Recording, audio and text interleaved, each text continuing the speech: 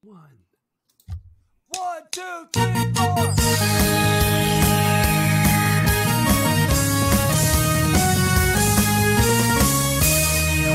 Good morning, my brothers and sisters. On this episode number 149 of the Good Morning Guys podcast, thank you so much for joining us on this fine morning, afternoon, evening, or night as we continue discussing the game of life amidst the other games we love to watch and to play.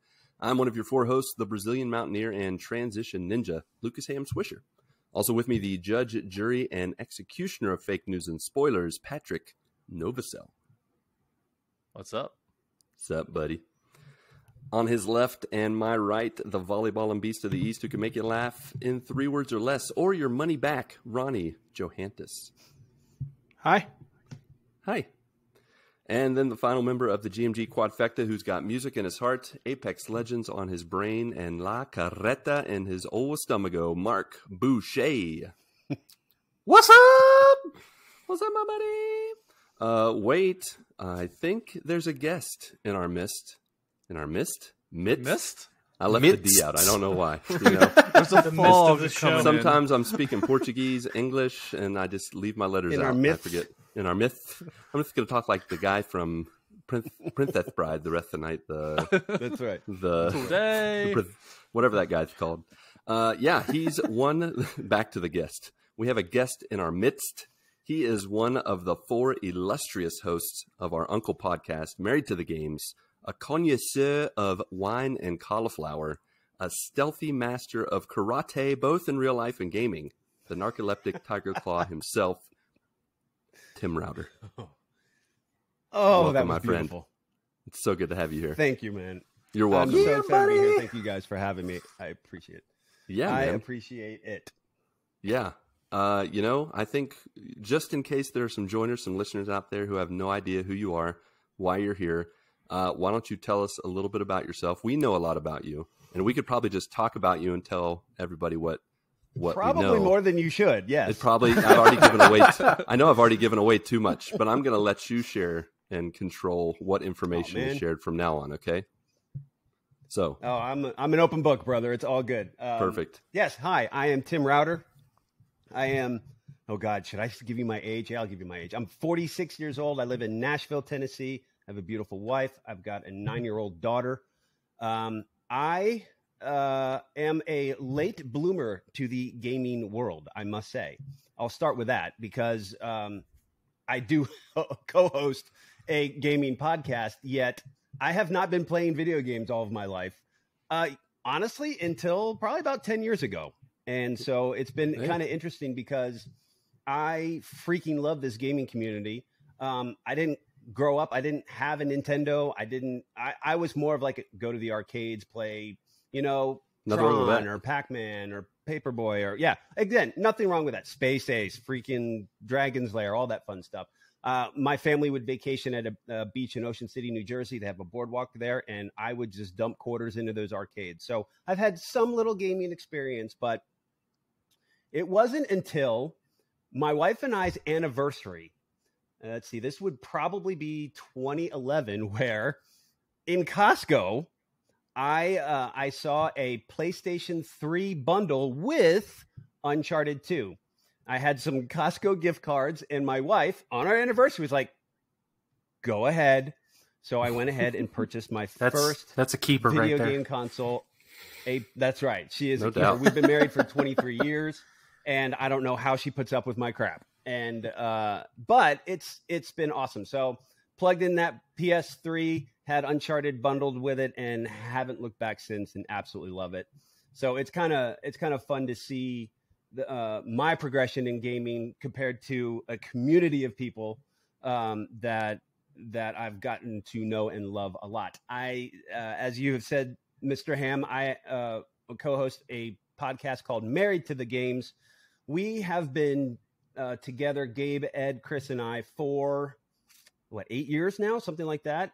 We are this week will be our 400 and it's 9.5, I think, right? Yeah.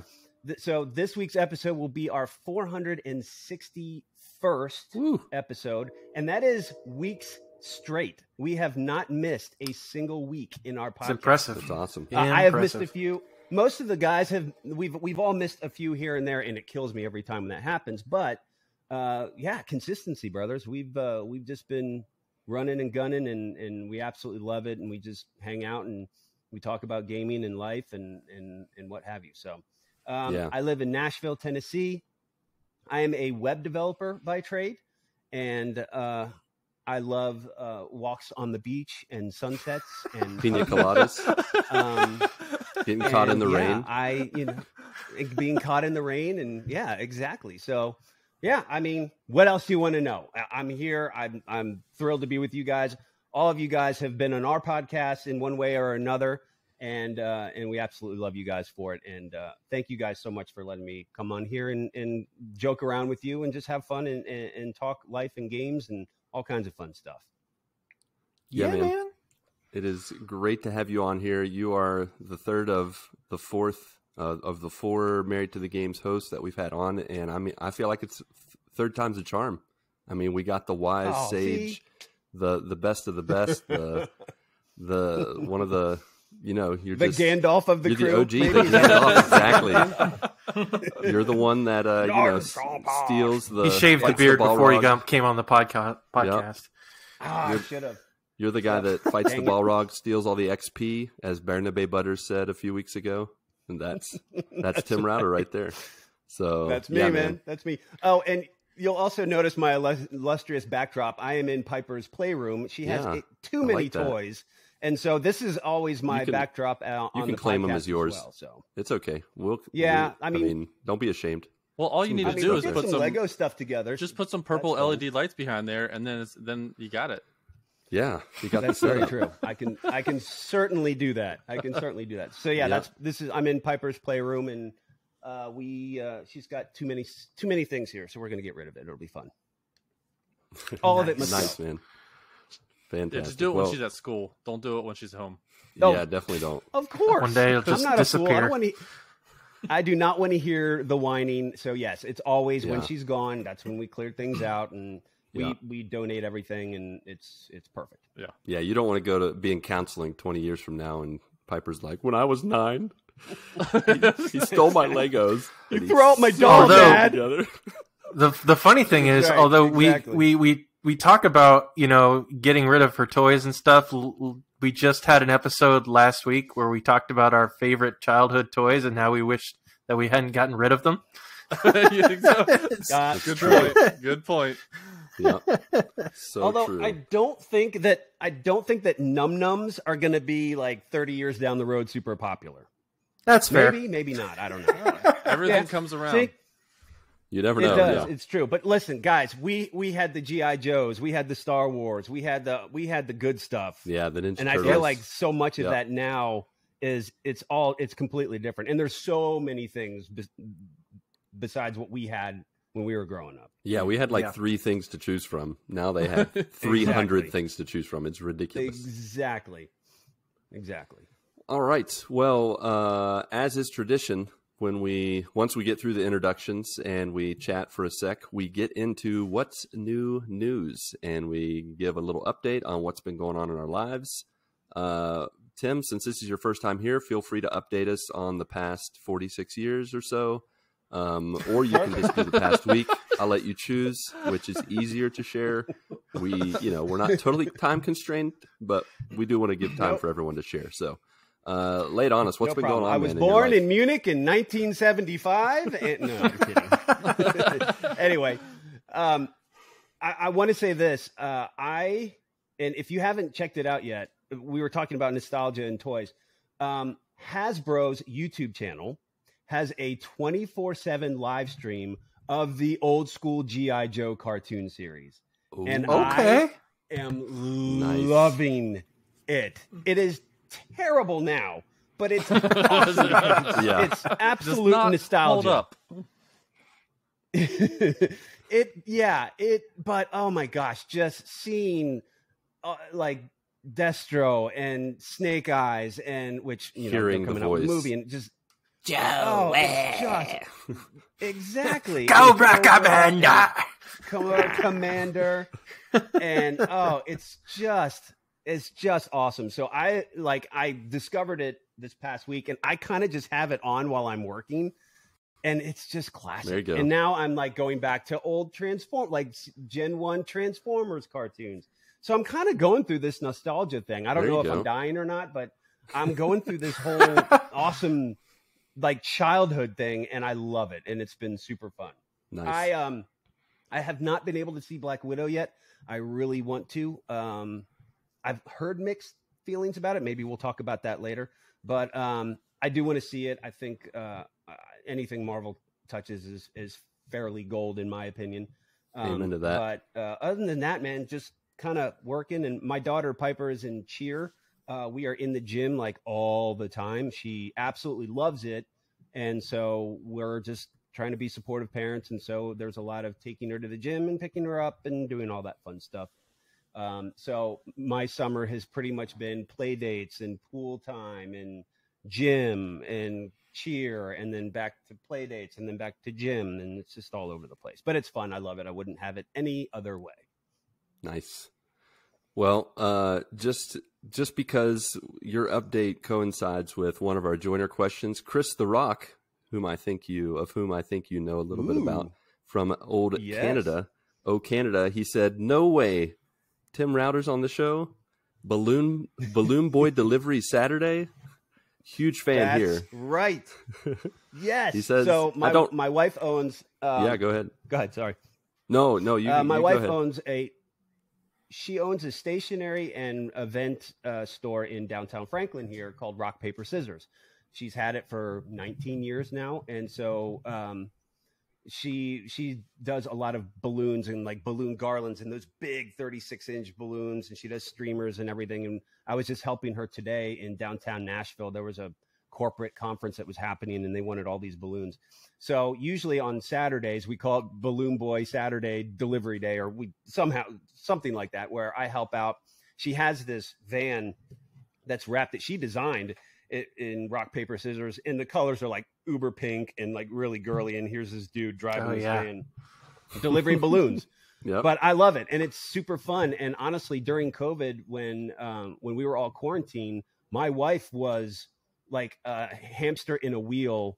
Like, even though the store was closed, people still wanted balloons. They still wanted to celebrate however they could. And so during that time was really when the Balloon Boy delivery days kind of kicked in. And so I would deliver all the time. And it was actually really cool to see like kids really excited to get something. They're all penned up. They're in quarantine, and it was super cool. So I still enjoy delivering balloons, and no doubt. I mean, there's a way for you to get out of the house. And it's not in a clown suit. It's not in anything like that. I'm not I'm not the creeper balloon boy guy. I'm the cool one. So we'll go with that. Hey kids, here's your balloons.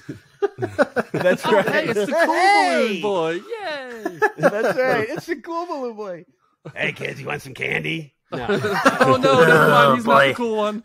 Wait, where are you going? Mommy, scary guy's here. Mommy, the bad man. Anyway. Quick, what's the number for 911? Lock the door. Lock it. Who's the country singer that you look like? I've already forgotten his name. Oh, Dirk Bentley. Yeah, it's Dirk Bentley. Gosh. He's coming after us again. No, again? Yeah. No. Again. It's every Saturday, isn't it? I mean, it's Dirk Bentley. Pretty much, yeah. Every Saturday, Lauren has to bail me out of jail. So that's always fun. But Chris the Rock said he had no question. Anyway, how's your day? Wait, it's not over yet. You have more to update. Thanks to Chris the Rock. That's awesome. He said, okay, go. He wanted to know if you're still in that gaming funk. You have a couple of brothers here that would like to cheer you up with a couple Rocket League matches anytime you want. So he wanted an update on the gaming funk. How's it going? Yes. So I have been in a funk for a while because I started Assassin's Creed Valhalla back in November, and I'm still playing it. I still love the game, but it's just like I'm leveled up. I was going to chase the platinum, and now I'm just kind of like, I start playing and I'm like, okay, next thing.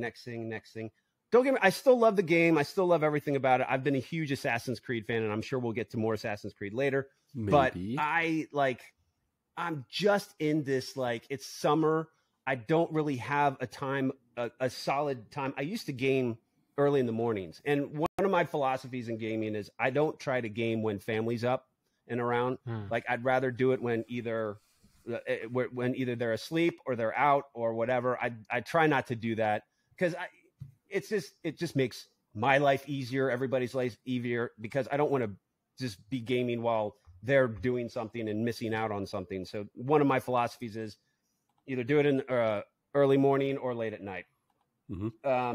So yeah, I was just kind of in this funk for a little while, and recently got out of it though. And it was shortly after our last week's podcast. I jumped into Valhalla for a little bit on Saturday. And I jumped into Valhalla for a little bit just to keep progressing. And then I'm like, you know what? I'm going to go switch over to Overwatch for a little bit. So I played some Overwatch. This was at like almost midnight. And I'm not the biggest multiplayer fan. I kind of just like doing my solo thing and doing stuff. So with Overwatch, I usually just set up a party, and I joined Chris's party even though he wasn't there. And that way I don't have to hear any background noise or anything. And so I can just go and play. And then I was like, oh, snap. Season 3 Rocket League. Let's go.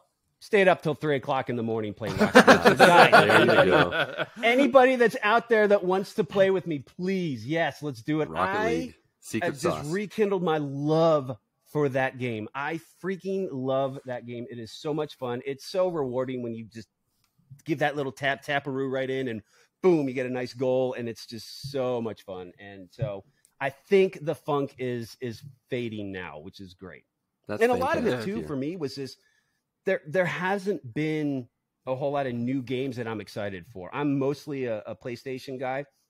I don't have Game Pass or anything. So the games that I am looking forward to is definitely Far Cry 6, which is on my list. I've always played a Far Cry, and for the past, well, I didn't Platinum 5, but I Platinum 4. So I'm always shooting for the Platinums there. So like no new games are really exciting me yet, so I'm just relying on kind of my backlog. But I'll get there, and I'll definitely get more and more out of the funk. But yes, if anybody wants to play some Rocket League, I have no idea when I'll be. It might be late at night now or early morning. We'll do it. It'll happen.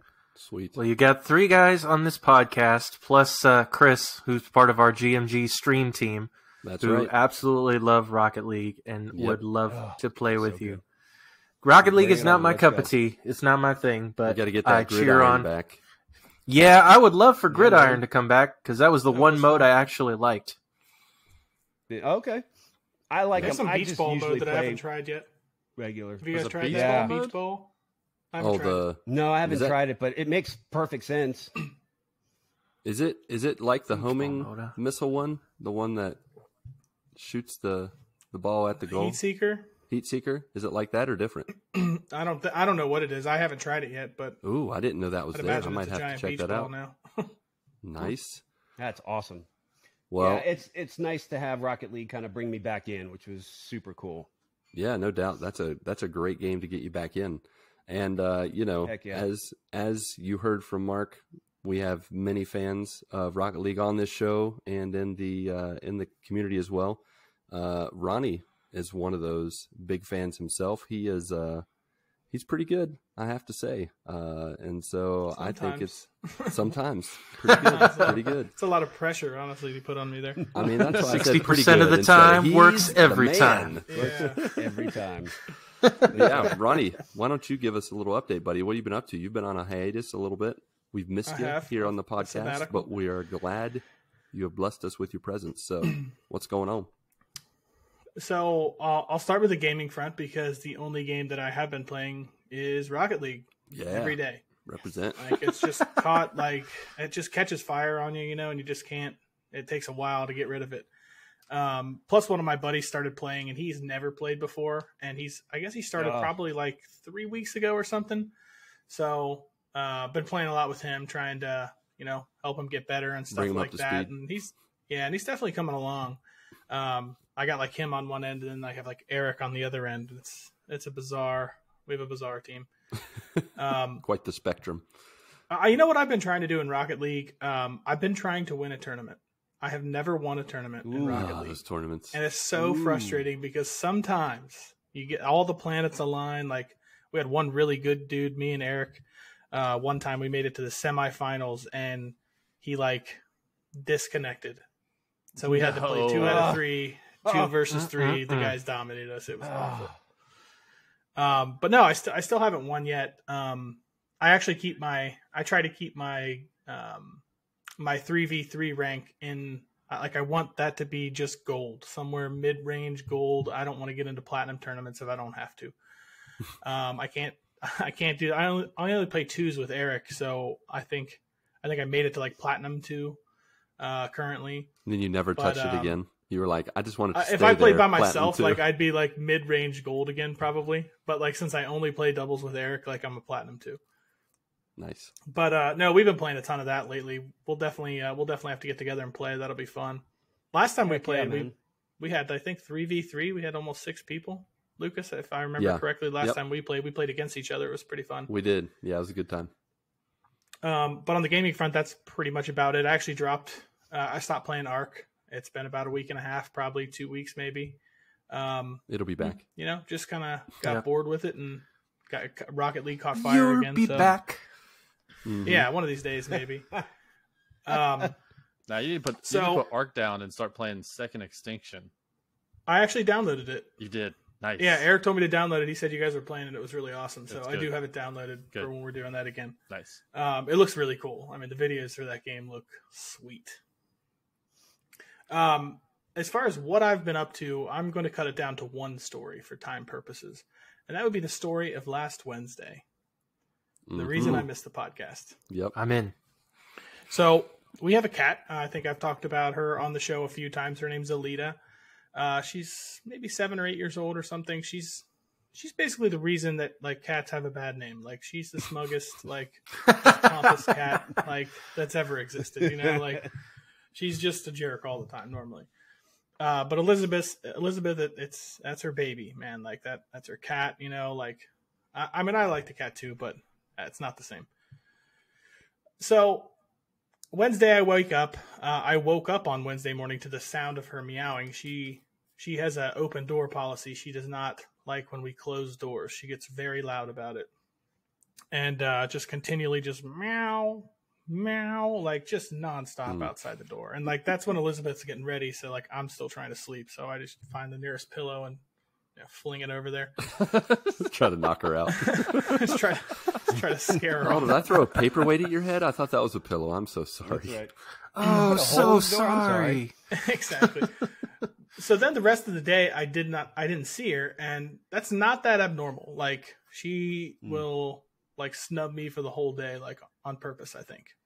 So I didn't see her the whole day, and I didn't really think too much about it. But Elizabeth and I were sitting there watching TV at about 8 p.m. and our podcast was set to start at 9. And I was like, where's the cat at? Like, because normally if we're in the same room, she's in the same room with us, you know? Mm-hmm. And she's like, I don't know, I haven't seen her. I was like, well, did she greet you when she got home? Because every time Elizabeth gets home, the cat goes crazy, you know? That's the cat's person. That would be Elizabeth. So she goes nuts when she gets home. And I was like, yeah, that's weird. And I kind of just kept thinking about it for like the next 20 minutes. And I finally decided I was going to go into the kitchen and look. She has an automatic feeder that feeds at 4:30. And there was still food in the bowl. I was like, crap. Like, what the heck? Like, this cat doesn't miss her food, you know? Like, she doesn't do that. She's a little chubby as well. But, so I say that to Elizabeth, and I can tell when I said that, it's like, okay, maybe something is actually wrong. We haven't seen the cat. And I was like, okay, so did you go outside today, like this morning? And we were trying to figure out like what we did just to see if the cat maybe could have gotten out. I didn't open a single door all day. Like I work from home, so I don't even leave the compound at all. And so we're looking at it, like at a certain point when we're looking, we look for probably about 30 or 40 minutes. We decide to start driving around the neighborhood thinking she must have gotten out. Because there's no noise, like, and I've closed the door where she was stuck in the basement before, and she stood behind the door and meowed, like I would have thought, you know, is normal. And there was nothing. Like we're calling her name, like no meows. I'm thinking like if she's stuck, like she probably would be complaining about it. So we start driving around. Elizabeth posts a she puts a post up on like the neighborhood app with her picture and stuff. Like if you find her, pretty much all the regular stuff. And then we get back after about 20 minutes of driving around, and I'm like, man, like I'm starting to feel bad. Like this is her cat. She loves this cat so much, you know? And I start to look in places like you wouldn't normally look, like worst case scenario places. Like there was clothes in the dryer, but I like just reached in kind of like, you know, like, man, I didn't want to find, if I would have found the cat in the dryer, I probably would have just taken it and buried it outside and told Elizabeth it never came back. That's right. That's very thoughtful of you. That's going to be, I don't think I could have even told her. But it's actually a good go-to, I must say. That's a good go-to. Yeah, I mean, I think a cat might get in there and like lay down. I could see that. So we're looking all over the place, and we're just checking every nook and cranny like in the house. And you don't realize how many places in your house like a cat could hide until you're looking for one. And finally, we get to this like we have a couch in the basement, and I had already lifted up the couches up top and had her look under them and stuff, make sure the cat like. They all reclined, so the cat really could get up into any of them. So I'm like about ready to tip this basement couch up so she can look under there, and she gets down and she's like, Alita. And I'm like, is she under there? I'm like, I didn't think, like I'd have bet money against this cat actually getting under that couch, honestly. Like she's a little on the fat side, and this is a small area that she could have gotten in. Fat cat in a tiny couch. So she was in there, and she was turned around, so she probably somehow managed to get her body in there and couldn't move. I think she couldn't even turn around to get back out. And she was terrified. Wow. So she wasn't like, even when I lifted the couch up and she was fully clear, like she didn't even run out immediately. And she was like just, you know what? Cats are crazy, first of all. And that cat was downstairs under this couch with only her thoughts all day. Like that's a cry for help. That's the craziest of crazy. I think that's a cry for help. And she I think she feels neglected. She didn't vocalize. She didn't make or anything? any sound. Even when Elizabeth got right down there, like with the flashlight just right next to her. And my first reaction when I found out she was there, I was very relieved that the cat finally, like we found her. Like, whew, man, that's such a relief. Crisis averted. And then my second reaction was, wait a minute. I was like, you have got to be kidding me. Do you mean for the rest of this cat's life, when she gets stuck somewhere, we either have to find her or she's going to die silently? I was like, this is the most ridiculous thing. It's not a good scenario. So now when she gets lost, we're like, well, if we don't find her, she's dead. This is a lot more pressure now. So we did end up finding her. Is she typically an escape artist though? Like if you leave a door open, she'll bolt out, or is she more of an indoor cat? She's really not. Nice. She's done that one time on me, and it was just in the garage, and she just went to the first step and then kind of panicked and bolted back. She's like, nope, not doing that. She's not one of those cats that like try and get out right away, which was why I was like, I'm like, man, I can't see her even getting out, you know? But man, we were just relieved to find her. I think it was probably about 10 o'clock by the time we found her, when I texted you guys like, hey, I actually found the cat. You know what happened, Ronnie? One of you guys dropped a chip underneath the couch, and we didn't even go down there. I want that chip. And she went under there to get it. She ate it, and that was just enough to get her wedged in and stuck. Like, dang it. I honestly, now I gotta sweat my way out of this. I don't know why she would have gotten in there. It's possible that she got just like the basement door closed on her, and my office is upstairs, so I wouldn't have heard her meowing, and then she ended up getting herself stuck somehow. But man, I've never had an indoor cat in my life. I don't like, Tim, do you have an indoor cat? No, I have 2 crackhead dogs. So we have dogs. But I have friends that are cats, and I kind of can't have them because I'm allergic to them. Shocker. Gotcha.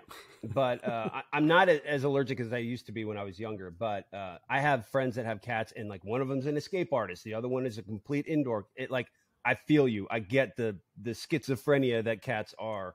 The fact that she didn't vocalize either is like, yeah, and she didn't like say a word or say anything. She was just. She must have just been paralyzed, the poor thing. I feel bad now. It was bizarre. She didn't even run out right away because she was real scared. And then the rest of the night, she was just kind of skittish about everything.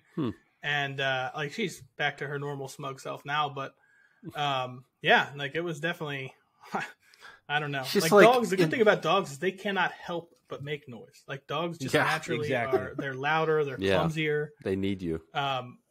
but yeah, it was definitely like a scary thing. I mean, I'm learning all this stuff. I think I'm going on about 2 years now with an indoor cat. And I learn new things every day. Nice. Sounds like an adventure. She's just like the got cat stuck. that made you miss your podcast. Yeah, Pretty much. Thanks She a just lot, got like Alita, you punk. she just got stuck, and she's just like, well, this is it. I'm done. This is how I'm going. Not even gonna bother. Maybe that was her plan. That's why she didn't say anything. Yeah, Go find me. That's right. I'm done. yeah. I have no idea, but it was definitely quite an adventure. I'm glad we found her for Elizabeth's sake because she's attached to that cat for sure. Yep. Yeah. All right. Well, I don't know if you can follow this up, but Patrick, what's been going on with you? How's Maggie doing? Lost in a couch? Stuck in a tree? Maggie's fine. She can't hear anything. She's old. She can't really hear. So you poke her in the head 2 times means go outside. 3 times means time for dinner. I can sneak up on her pretty good. Oh, really? I think Maggie is the sweetest dog possibly that I've ever met in my life. Maggie is sweet. Yeah. Aw. Yeah, she is the sweetest thing. But no, I do have a little bit of an adventure story. This past week. All right. So when I'm at work, we have a rotating schedule where we want to make sure that we have someone at work until 6 o'clock. So just like an hour after everyone else leaves. And this past week was one of the days was my day. And I switched with someone else because I had something else going on that day. So it was like 5:40, and I am in a building on the 19th floor, and right next to us is a highway, like a whole bunch of different streets. And so all of a sudden I hear a screech. So I get up, I look out, and there is this like Ford Bronco SUV type of car. And I'm at the 19th floor, so I can't really tell what kind of car it is, but it was turned around on the other way on the highway.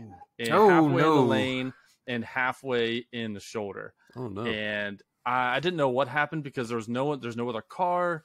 They didn't hit the shoulder or didn't hit like the barrier. So cars would just drive by for like 30 seconds. Like I would say maybe 100 cars drove past and kind of like went over to the left lane and just kept going. I'm like, man, no one's going to stop for this guy. I mean, like he is like turned around, he's got his hazards on. And then it's a dangerous spot too. It is. Yeah, it is. Really dangerous spot. So here comes this big, huge, like Ford F-150, big, huge pickup truck with a cab and all that stuff. So he slows down, like, oh, finally someone's going to stop. He kind of stops in halfway in the right lane and halfway in the shoulder to kind of make sure that nobody, comes towards him. So he gets out, he goes see what's going on with the driver. Driver looks like he's young, like I said, I'm on the 19th floor, can't really tell, but he looked like he was young. And I guess they talk and everything, it looks fine. So I guess the guy who was in the pickup truck says, I'm going to direct traffic so you can turn around and go. So he walks into the left lane of the highway, and these cars were going like 60 miles an hour. And then as he's walking closer and closer to the left lane, you can see all the cars slowing down. And he finally was able to get in front of one of these cars. And it looked like a black, like really nice Audi. And so he's like putting his hand up like he's a crossing guard, like, stop, this guy's going to be turning around. So as he's turning around, this Audi is continuing to go forward. Oh, no. When I say go forward, it's like 3 miles an hour, Like he just doesn't have his foot on the brake. Idling forward. Yeah. So the guy's like throwing his hand, like stop. And I can't hear anything. Again, 19th floor. I'm just an overlooker here. And he's like throwing his hand. Terrified for everybody. Throwing his hand forward. And this car does not stop, and he's like inches away from him. And the Ford Bronco kind of like is almost forward, and this Audi almost hits the guy, and then the guy just reaches in his back pocket and pulls out a gun. Oh no! Oh my god! Towards this Audi, and just you can see him just yelling at him. And at this point, the Audi stops. What? It's a good I call. was like, all Good right, call. I'm gonna stop. Yeah, there's I either didn't- two I things didn't- you could do: That's run it. them over or stop. I did not know That would you be had a gun. wise to stop. If I would have known you had a gun, I would have stopped. Okay. Yeah, lead with that I'm next good. time. I'm good. Like one hand up and wave the gun. That'll make people go backwards. So this the Ford Bronco SUV leaves, and the other guy starts to get in his truck. And as he's driving, this Audi has not gone anywhere yet. It's free reign for this person to drive. But this Ford guy gets back into his Ford truck, starts driving in the right lane, and then this Audi just maneuvers over to the right lane and just guns it. And this is a car that looks like it's got some pretty good pickup, and it did.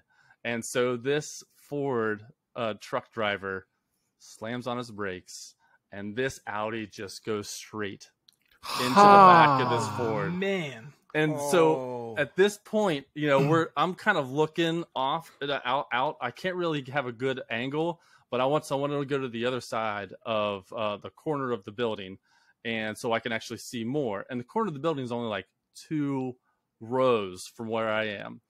I go over there. This truck gone. It just gone.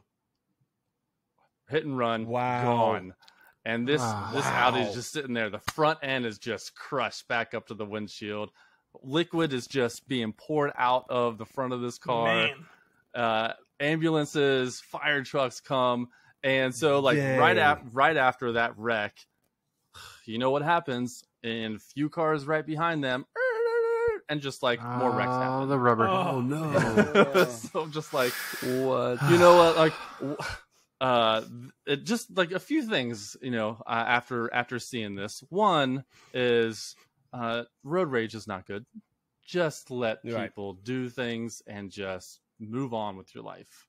This guy who was in the Ford truck, or the truck, he was being a good Samaritan, but all of a sudden that switched real quick when he pulled out a gun. I was like, whoa. All of a sudden it was the Wild West. When It's like, good yeah, my last Samaritans name's go Samaritan. bad. It's like my last name's Samaritan, first name Rambo. Rambo Samaritan. That's Nice to right. meet you. Bringer of Audi death. driver. Yes. would- So that guy would've just stopped. drove off, even though his truck had to have been messed up. I would assume. I don't think so. Because I don't know, it was a if you get under huge enough, truck. it wouldn't really do It anything. probably just hit his trail hitch, and just that was it. And who Carved it knows? up. Wow. Yeah. And he's like, I'll show this guy. And so he like slams on the brakes and then guns it. Yeah. So Yeah. I don't know. He's talking like, about a bad day for the Audi driver. either he could have Yeah. sat there and talked to the cops, be like, "Yeah, I pulled out my gun," or he could have left. Both bad decisions. So he would have been. Yeah. I mean, it's Legally, like, the is that best like decision for him probably was to run. To be honest with you, is that pull like a gun on somebody in traffic, like yeah, that's you're never going a to good jail. idea. It was like an inverted. I think it's worse. It's like an inverted If he hit and run. Like he let the guy hit him and then he ran off. That's not normally how that works. Usually you hit someone and you run away. No, you're like, Yeah. hey, hit me, I dare you, and then you run away. Well, and then he was, "Well, I have a gun. I better get out of here." Yeah, that's true. Very Yeah. true. yeah. So Dang. I was pretty pumped that for the last 20 minutes of my day was I mean, watching this. I'm like some so solid glad that action, I switched. Yeah, it was awesome. I was like, How many people in well, the office watched with you? Like It that's was like, me. It was me and another girl. Oh, okay. And I was like, "Mackenzie, you That's see that?" So amazing. we run Forget over. work. Watch this show. Yeah, He's like, nah, I'm clocking out Yeah. for the day. We're done here. that's right. Yeah. I was going to say, at that point, I'd be like, all right, I'm out of here. I'm just going to go home. Yeah. Once 6 o'clock hits, all the lights on the floor like shut off. That's when you know it's time to go. And so we got out of there a little bit after 6. But so that was pretty cool. That was on the nothing really else on the life front happened to me. To other people, some things happened, but not sure. for me. So I mentioned, I think it was a couple weeks ago, that my daughter said that she wanted to watch the entire MCU with me, and I was like, yes. So this past weekend, we started from the Incredible Hulk, the Edward Norton Incredible Hulk, There you go. and then we also Oh. watched Iron Man. And so, So you're I was- doing release MCU. release. Yeah, we're just Okay. going over the release. So I told her, I was like, hey, would it be fun for us to, as we watch them, rank them, rate them, figure out where it lies, and at the end of the whole MCU, we'll see which ones are our favorites and so forth. And she thinks that's a great idea. So after we've watched the Hulk and Iron Man, she has not made a decision which movie is better yet. What? That's a no-brainer. Wow, that's a no-brainer, Claire. So I'm like, the perception of a 11-year-old girl is way different than my perception. Well, and I think it might have been my own fault because I told her that The Incredible Hulk was the worst movie in the MCU, and I like downplayed it when the movie was playing. She's like, "You said this is the worst movie?" She's like, "I actually kind of like this." She's like, "Well, this must mean the rest of the movies are just so much better." I'm like, yeah, basically. And then so she hasn't made a decision. She really liked Incredible Hulk. She really liked it. I gotta say, I don't mind Norton's Incredible Hulk. The very first one, the one that made him look like a video game, was terrible. Yeah. Oh yeah, the Eric Bana Hulk. Eric Bana. Yeah. With the Eric Hulk Bana dogs. Hulk. Oh, that was awful. Like, I don't even think I got through it all. I like Ed Norton. I like him a lot. So yeah, I gave him the benefit of the doubt. Was it the greatest? No, but at least he made it way better than the previous one. So it was a I fun movie. Appreciative of that. Yeah. Mm-hmm. I think the only reason I discount it is what it is. Is because they switched it off. Like, that's the only reason I really kind of downplay it. Because I'm like, well, he's not Bruce Banner, though. Like, this is kind of hard to really get into it when it's like, well, I can't get vested in this Edward Norton Hulk because he's not real. He's fake. He's like pretend Hulk. He's sitting on a throne of lies. Smells like beef and cheese and all that stuff. So, yeah. Yeah. So we're having a good time. We're gonna watch Iron Man 2 next at some point over the next few days, and then move on from there. So it's exciting. So to watch all these too over early? Again. Is it too early to tell if you have an idea of what her favorite is now? It's totally out the window. I have no idea what she's going to like anymore. Yep. If she thought Incredible Hulk was amazing. Yeah, I was going to say, if that's your baseline. Now, yeah. She's 11. She's watched a lot of kid movies over the years. Yeah. And now she's watching movies that are blockbusters. And so the Incredible Hulk being kind of the first blockbuster movie she's seen, I kind of get it. I kind of see the perception from her side about this movie being so much better because, there's a lot of these, My Little Riding Champion and My Little Riding Pony. It's not a movie. That are just like, hey, this is the story and we're going to be direct about it.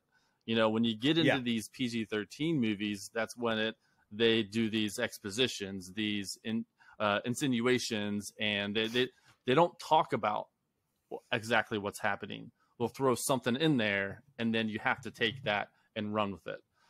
So there's a lot of pauses in this movie. She's like, "What happened? What is going on? What am I watching right now? Why is that? Why happening? is he so green? Why does he look like snot? Snot man. There was a muscular snot man. There was a point where there was a lightning happened, and he's like on the edge of a cliff, and lightning happens, and then Hulk just like screams at the sky, and Claire's like, "Why is he mad? Did he get hit by lightning?" I'm like, "No, he didn't get hit by lightning. So why is he so mad?" I'm like, "I don't know. He's always angry. I don't have any answer for that." Spoilers. You're getting ahead of yourself. Yeah, right. Don't tell her that. Spoiler alert. Yeah. That's really interesting, though. Like, I'm curious because Piper's 9, and she's already seen a couple MCU movies. She actually, I remember we were on a Civil War kick for a while, so I haven't taken her through all of them. But to hear kind of that perspective of, what's that? Like, why is that scene? Like, so she's getting into, now director style, that's like that lightning scene is an effect. It's to present the Hulk the way it should be. Mm-hmm. But we're so used to it, it's just a setup scene or it's something like that. We're used to it. But for somebody who's never really seen that before, it's really interesting to hear and see that perspective from her side. So, man, good luck. That's all I can say. Godspeed. And I'm really curious now, what she thinks her favorite is going to be because. Yeah, Dark World. The door is no-brainer. wide open now. Who the heck knows? Definitely Thor: Dark World. She may calling it flip now. the script on me and think Ragnarok is the worst. Oh no! And- Don't do that, Oh. sis, Claire. Don't Please break no. our I heart, don't- Claire. Come on. I don't now. know. It's gonna be fun. She may love her some dark elves. We'll see. Who knows? To her credit, though, didn't Iron Man 1, like, it's been a while since I've watched it now, but it was kind of slow as far as the superhero part. Yeah. Yeah, I at mean, the like, start. as far as the movie goes, there's a lot of story. I mean, I'll tell Yep. you what. I mean, Lot of I've told talking. you before, and I told you again. My daughter and I watch the movies the same way. Is after like 45 minutes to an hour, we're like, all right, let's just quit this, do something else. Let's go make some And then bacon. Oh, wow. and then a day later, don't understand we'll you. finish. You guys are monsters. Yeah, that's crazy. You really are. That's That's- crazy talk. That's yeah. You kind of have to like. I have to see it through. Like whether I don't like it or not, I need to at least see it through. Yeah. Yeah, there So are times that's- I'm watching with. That's bananas. We're watching with the family, and my daughter will get up to go get a drink of water, or go to the bathroom, not say a word, and I'm like, "What are you doing?" She's like, "I need to go get Yeah. a drink." I'm like, "Well, tell us. Don't just get up and leave." Like, you I'll don't pause know what's the movie going on. for you. Yeah, the first time she Yeah. did it, she came back. Yeah. She's like, "What I missed?" I'm like, "What do you mean? What did you miss? You left. How long have you been gone? I don't know. Did you make a sandwich?" Or she just doesn't come back. Yes, he's like, That's "I right. was bored. I don't care about this green guy. Forget it." Yeah, the other movie I watched was Black Widow. Yeah, Really good. I know there was some mixed reviews, but I'm on the higher end. I really enjoyed it. I don't want to give any spoilers away, but the Go ahead, The story let it was fly. good. The action was good. I thought the supporting characters were fantastic. Absolutely fantastic. One of the best supporting casts in any Marvel movie. Really, really good. I would rate it 8 out of 10. 8 out of 10 pheromones. Nice. It's really, really Nice. good. I like that. So Smells I'll nice. watch that. And then on the gaming front, I've played Ratchet and Clank. Still working on that. I'm like 41% now, so still working on that. It's pretty fun. Being the first Ratchet and Clank game I've ever played. It's a good one. Nice. Nice. It doesn't always seem like people are just looking for things to hate, though. Like, realistically. Yeah. All the time. Like, I mean, I mean, yeah, Isn't that's that the the you hear internet. like That's the our bad culture. reviews about Black Widow. It's like, I mean, just enjoy it. Like, enjoy it for what it is. I don't get it. I Nobody don't can understand. enjoy- You know? Nobody can enjoy anything anymore. Meanwhile, Yeah, I like, don't you have get it. FF9 where like guys are driving cars into space and they think this is the greatest thing since sliced bread. And 'Cause then it They is. crap on Black Widow. They do believe that. Both Lucas and Patrick do believe that. Hey, FF9 and Black No, Widow, and that's all fine. about family. Love it. Yes. All about family. It is. It's all about family. So Patrick, is Black Widow? It's an origin story, yes, but don't they like incorporate timelines in between like Endgame and like how does it? What's the timeline of it? Yeah, so this is based in was it 2016? So it's like right before Infinity War. Is that Yeah. correct? No, it's Okay. right Yeah. before Civil War. Right before Civil War? Yeah. No, I thought it was after Oh, Civil okay. War because Cap. Really? I mean, if I tell you too much, we're going to get into spoilers. Man, so do you want okay, me so to talk it's about so it? okay. No. Okay, I believe you. It's before Civil War. I believe you, but it's after the Sokovia Accords. It's after Okay. the airplane fight. And no, After Age No, of no. Ultron, you're. right? You know what? I If it's misspoke. after the Sokovia Accords, It it starts has to be after the Civil airplane War. fight. It starts after the airplane fight, Yeah. and it ends before But yeah, they do- Infinity War. You're Yeah, right. they do You're right, a origin Okay. story, and figure out where she comes from and things like that, and her family and all that. So it's really cool how they go back and forth. But I think it's a great movie. I enjoyed the heck Awesome. out of it. Good. Nice. Sweet. But that's it for me. All right, Marcus Aurelius Boucher. Yeah, Yeah, follow that, Mark. not the main character from Gladiator, as No, I was definitely not. called out on. I didn't say he was the main character. Let the record show. I didn't say who he was. I just said he was in Gladiator. Yep. Oh Also, yeah, full we disclosure. wronged on that one. Yep. Full disclosure, like I said, I have not seen Gladiator, so I thought Marcus Aurelius was the main character, and he is not. You haven't seen Gladiator. What? He's an old man. Wow, you haven't Yep. seen Gladiator. Wow. I know, okay. right? Time to shame him. Let's go. No, I'm Well, just it's been a fun podcast, guys. I'll see you later. Oh, trust me, the shame train is a rolling out the station because I'm about to confess. That's right. that boy. I What else? am behind on several things. I have not seen Black Widow yet. I'm not even caught up on Loki yet. I haven't seen this past week's episode of Loki. There's other things that I would have watched by now that I totally haven't. Like, for example, and just a quick plug for our former guest, Jake, aka Bright Sun Films. His new documentary came out, Closed for Storm, which is all about the abandoned Six Flags New Orleans, which was destroyed in Hurricane Katrina, I believe. That just came out. I've been wanting to watch that. Haven't watched it yet. There's just a whole bunch of things just haven't had a chance to watch, and mainly it's been because either we've just had other things going on, or my wife and I haven't been able to, Kristen and I haven't been able to get together, and a lot of these things she's like, don't watch it without me, don't you dare. And I'm like, even tonight we were talking, and she was talking about Black Widow. She's like, I'm not really feeling Black Widow at all. I really don't care to watch it, but don't watch it without me. Okay. Great, holding you hostage. Because that makes sense. Cinematic hostage. How is that even fair? Honestly, how is that even fair? I'll tell you what, Tim, fair. it's not. That Did you guys is go to the not fair. theater to watch that, Patrick? What's that? Did you guys go to the theater to watch that, or did you guys order it? We watched it at home. Okay. Nice. I think that's probably what I'll do too. Hey, listen. I mean, if I have I'll the do the ability same to thing. watch Who we it in the kidding? comfort of my own I home, mean- I'm going to choose Yeah. that. You can sneak all the 100% candy you of the want into time. your own No house. way, man. Bring on the theater. Spoilers for my update. bring I on watched the- it in theater, baby, and watched previews ahead of time. It was awesome. Yeah, Someone kicked bring the on back the of Mindy's sticky chair. seats and It was fantastic. Previews nowadays. I went to go see FF9. There were 33 minutes of previews. It was awesome. 33. I love previews. And I'm like, this Anything is like, good? There was like, there were Yeah. good Everything ones. Yeah. seems There's a lot good of good though ones. when you're there. I all, feel like all these movies that That's true. they've been holding to their chest since COVID, Yep. they're all coming out now. And so it's Yeah. all good. Like pew pew pew. Trailers everywhere. Yep. All right, Mark, back But to yeah, your I am- confessions. Yeah, I mean, I'm super behind, like, gaming wise. I mean, it's weird trying to talk about my week when we just met up on Wednesday, so the week is short. But I mean, gaming wise, I played like a little bit of Apex on Saturday, I believe. Unfortunately, I was not really feeling well Saturday night, so unfortunately, streaming did not happen on Saturday night.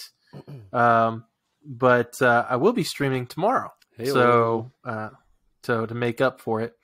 But yeah, I mean, it's mainly I'm just really focused in on trying to take care of my health and all that. You know, trying to really pay attention to what I eat. I've been main thing I've been really getting into is swimming.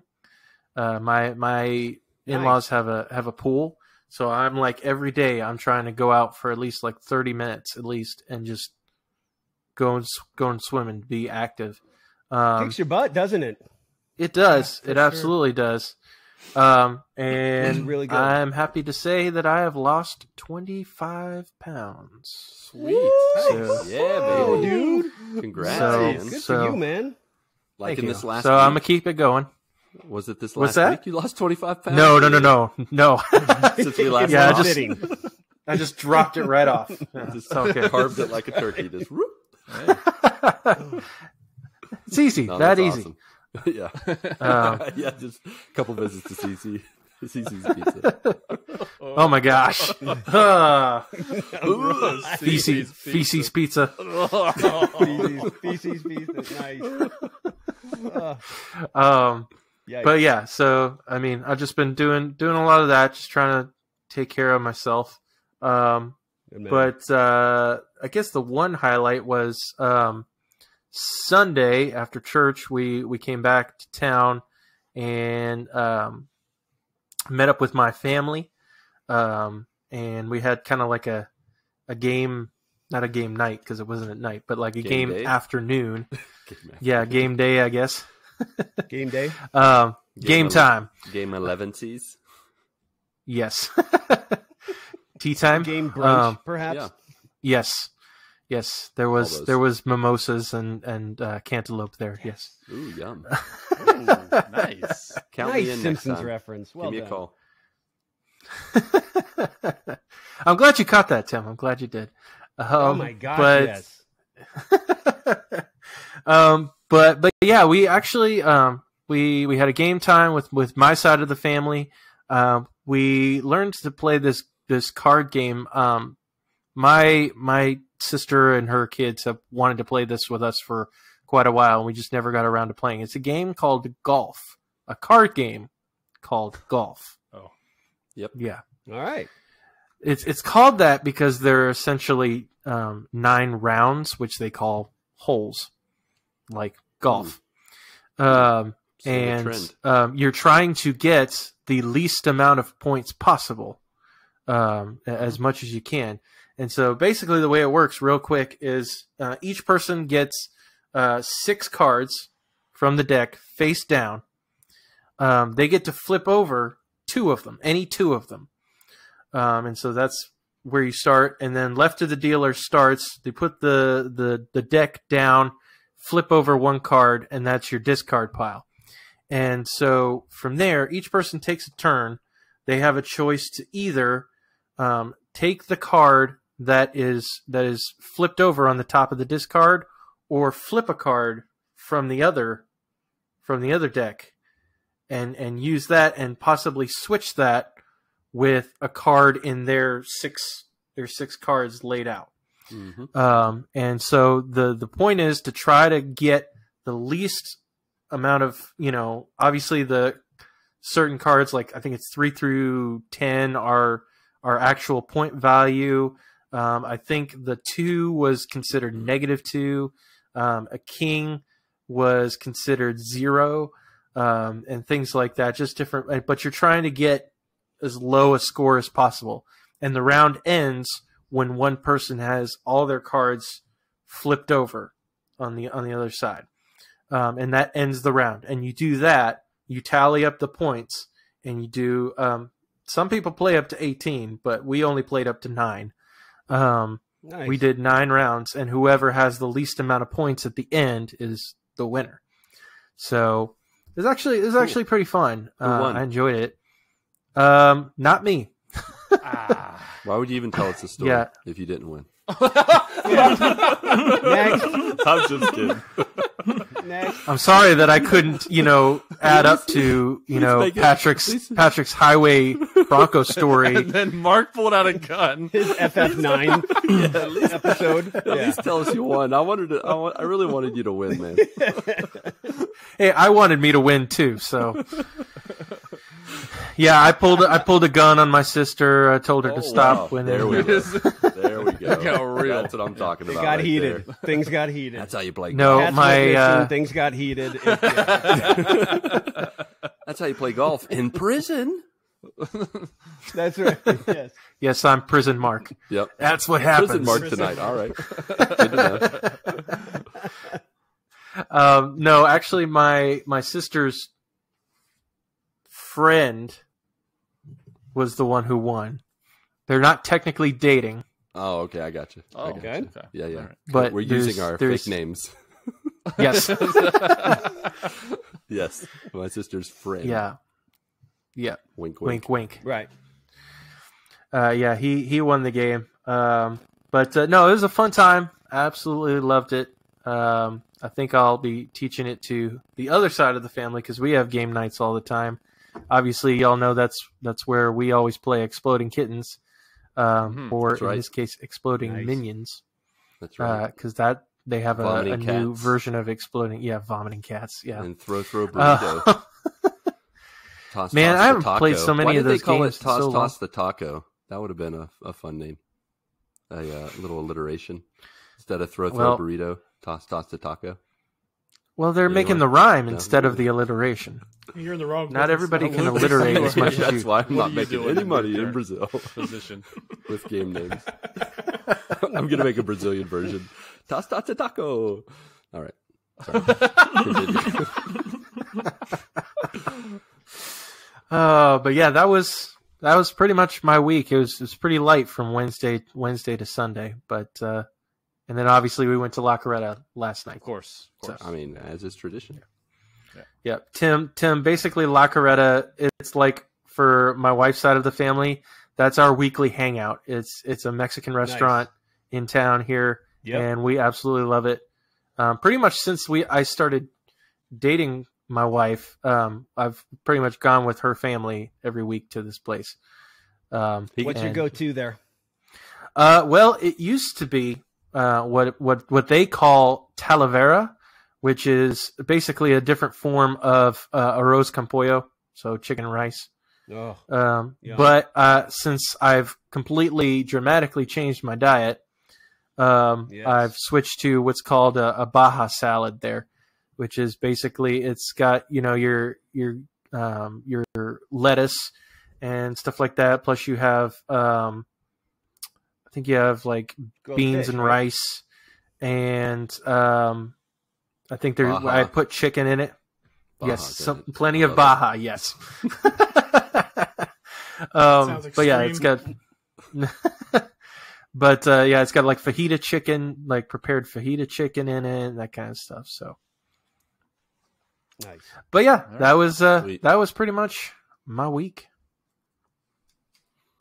All right. Well, I guess I can't remember the phrase how it goes, but I'm the last one. I was trying to think of a phrase. The she stands alone. I don't know. She stands alone. Yeah. Yeah. We're within the last hour of the day. It's getting close to midnight, so sorry about the words that come out of my mouth, or don't.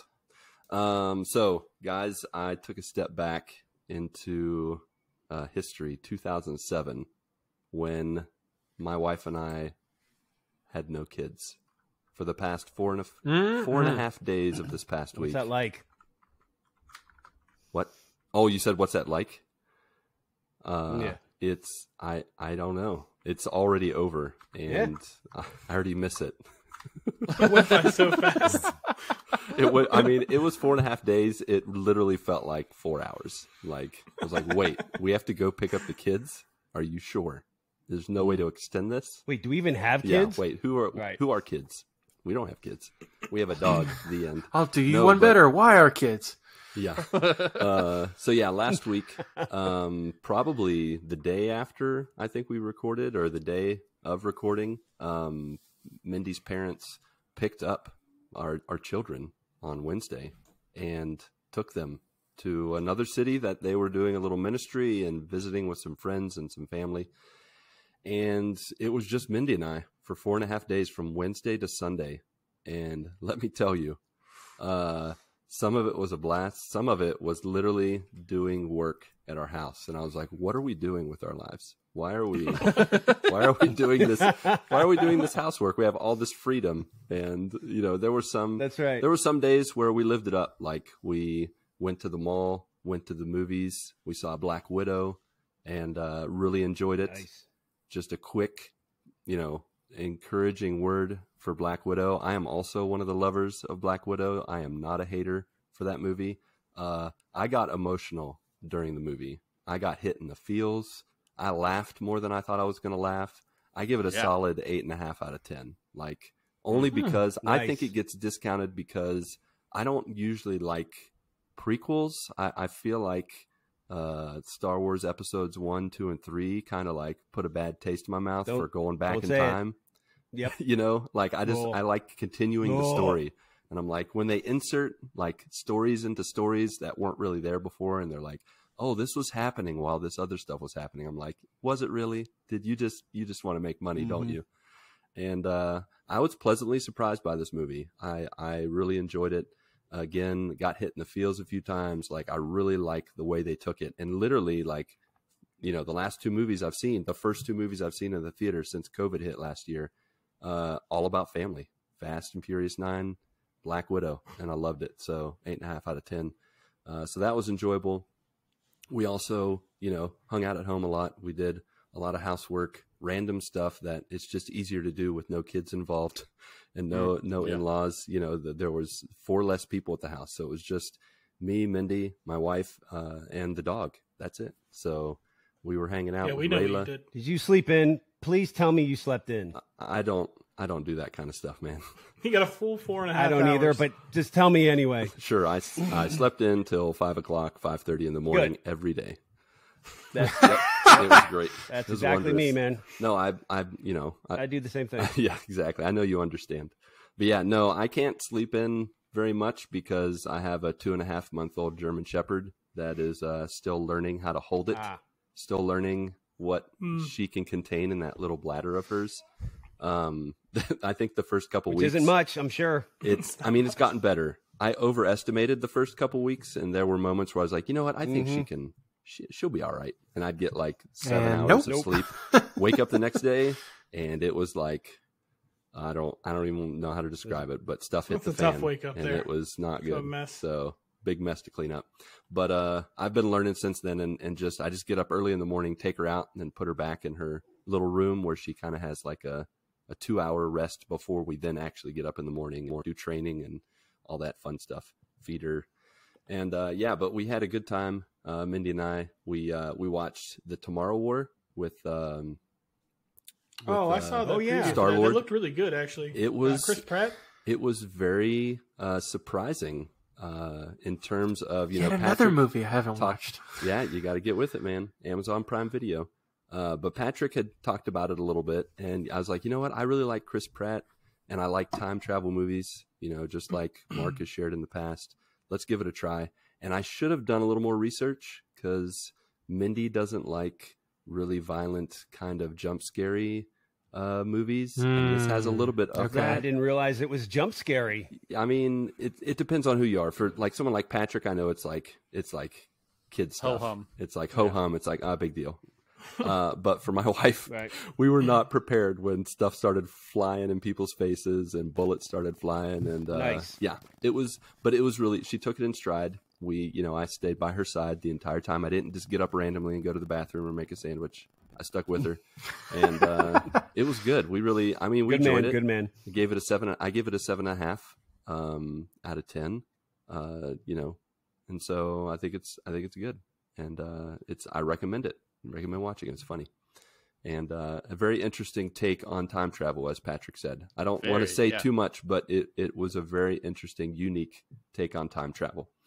And then the last one we watched, which I know Patrick's not a big fan of, but he's the reason I actually watched it.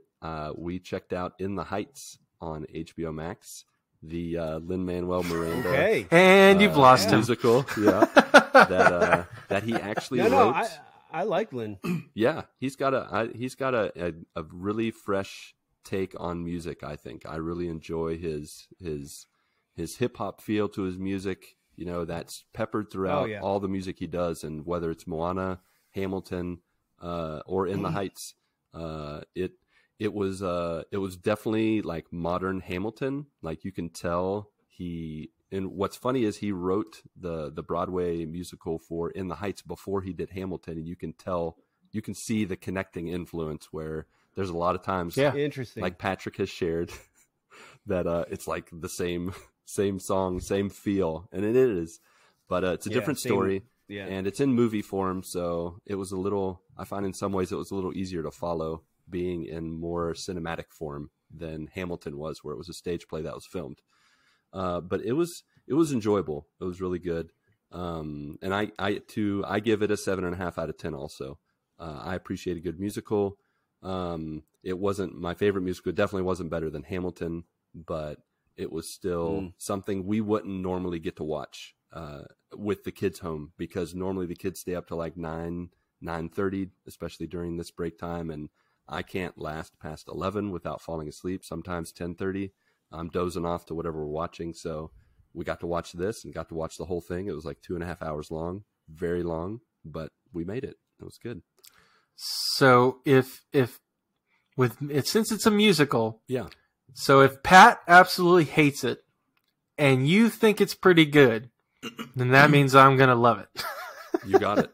Hey, there you go. You got it, my friend. You'll love it.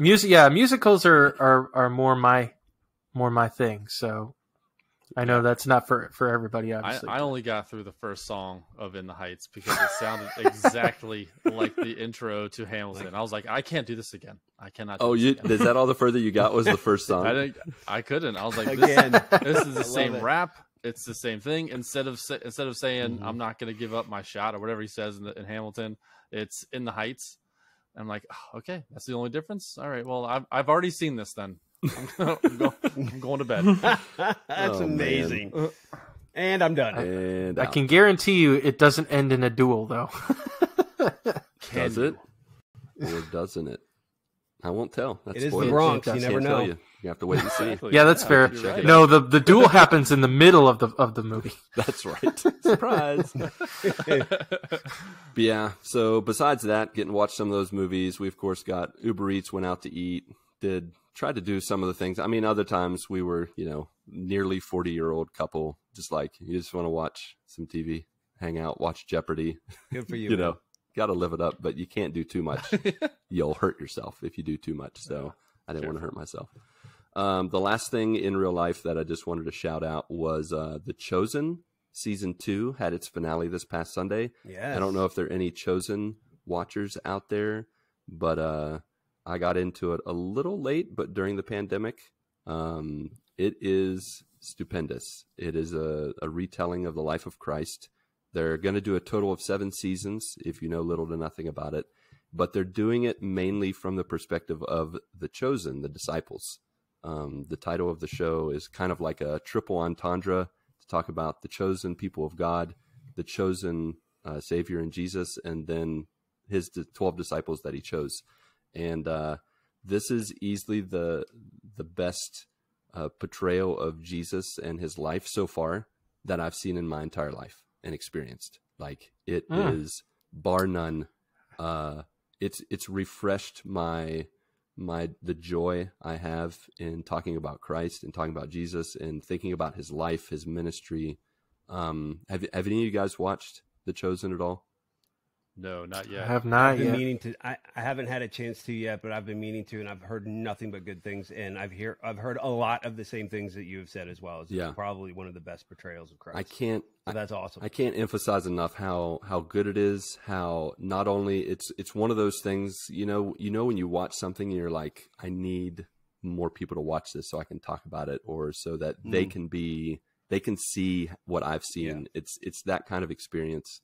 And honestly, I went in really skeptical when we started watching it. I think it was the end of last year, and we totally binged. Well, no, we didn't binge. We tried to go week by week with it. But, overall, like with Christian media, with stories about Jesus, it's like cookie cutter. Like, now we got to make Jesus all nice. We got to make him good looking, or we got to do this and that. And this doesn't do that to the degree that's distracting or is typical of Hollywood or Christian directors or writers or whatever. It is a fresh take on the gospel, on the story of Jesus, and definitely recommend you check it out. But yeah, we watched it on Sunday, and it is just so good, and it's free. You can watch the first season on YouTube for free, and then you can watch from season 1. You can watch every episode as it comes out on the app. It's a free app. It's not like you watch for 10 minutes and you get a commercial. Like, people are donating and giving so that people can watch it for free. All the episodes are available for free. So there's no paywall. There's only, I guess, a download wall. So if you don't know how to download stuff on your device, then you're going to have trouble. But they do have it available on DVD and Blu-ray. Not that I'm like a salesman for The Chosen, but just want to throw it out there. There's great though. Lots of options. Thank you. Checks in the mail. But yeah, so Chosen season 2 was fantastic. And the last but not least gaming update, it's all about 5BC and family. I've been playing Dead Cells, trying to take down the hardest difficulty. I am struggling, can't get past the 3rd biome. I keep dying over and over and over again, but I'm going to get there eventually. The family part has been Fast and Furious Crossroads. One of Patrick's favorite games. I broke that baby out this past week, played it on stream, and it did not disappoint in some ways. In other ways, it definitely disappointed. This is an ugly game. This is a clunky game. you're either driving a tank or you're driving some kind of like ice skater in escapades, like slipping around everywhere, hitting walls. Woo! This is a rough game, but let me tell you, it's all about family, so it doesn't matter. It's all about the journey, my friend. I've been laughing my way through this game, not always for good reasons, but Patrick can attest that at one point I was driving through a level that wasn't even like, you're not chasing anyone, you're not being attacked by anyone, you're just trying to get to your destination. But every single car you go by or run into literally is like set to explode if you touch it. So like you're driving down the road, I'm Dom, and Dom's like, he's just casually talking to Letty, and he's like, so then I'm doing this and that, and while you're talking casually, you're hitting cars and they're exploding and flying through the air. No response. So it just hits me what is happening right now. How ridiculous. I just get the giggles, and I just laugh and laugh and laugh the whole way there, and this game is so ridiculous. It wasn't even a mission. You were driving to the mission. I was driving to the mission, and I'm just exploding, and I'm like, I just killed a family of 4 right now. Like while I'm driving down the road, I just bumped this little, this little minivan, and it explodes and flies in the air. But it's ridiculous, and I just rescued what is his name? Not Ramiro, Roman. Roman? Yeah, I just rescued Roman, and it literally took me 24 tries to rescue Roman. Like I could not figure out how to destroy this semi truck that I had to like cut its wheels or something with Letty's car. It was awful. But you mean you couldn't just run into it? I mean, that's what I tried to do for the first 12 times. I was just you would think, but you have to like get near the yellow tires, and you have to use your little blades on the side of your wheels to buzzsaw it down to lose its life. And sounds like an awesome Ben Hurrit. Yeah, that's exactly what I had to do, and I didn't get that the first 12 tries. And then I got it 12 tries later, and I still had struggles, but I got there eventually and rescued Roman. And but yeah, it's fun. I think I'm towards the end. I'm trying to find some kind of rocket missile silo to stop the end of the world, United States, Canada, whatever they're attacking. I don't know what's happening really, but it's all about. This would have been amazing to have this conversation when the dev that made the game was on our show. I really had bad timing on that part, but what are you gonna do? It's all good. Do? Yep. That's awesome. All right, so that's my update. That's all I came to share. So I'm out. See you guys later. Have a nice night. Bye. All right, I'm just kidding. All right, see ya. So we finally made it. Topic of the show, and I think we're basing this one around you, Tim Rauter. So what do you want to talk about?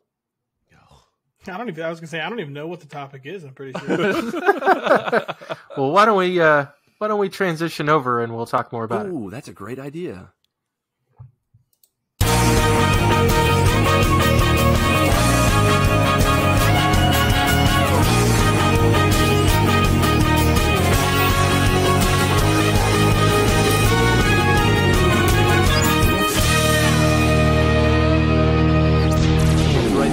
We are talking about Assassin's Creed and making money in video games.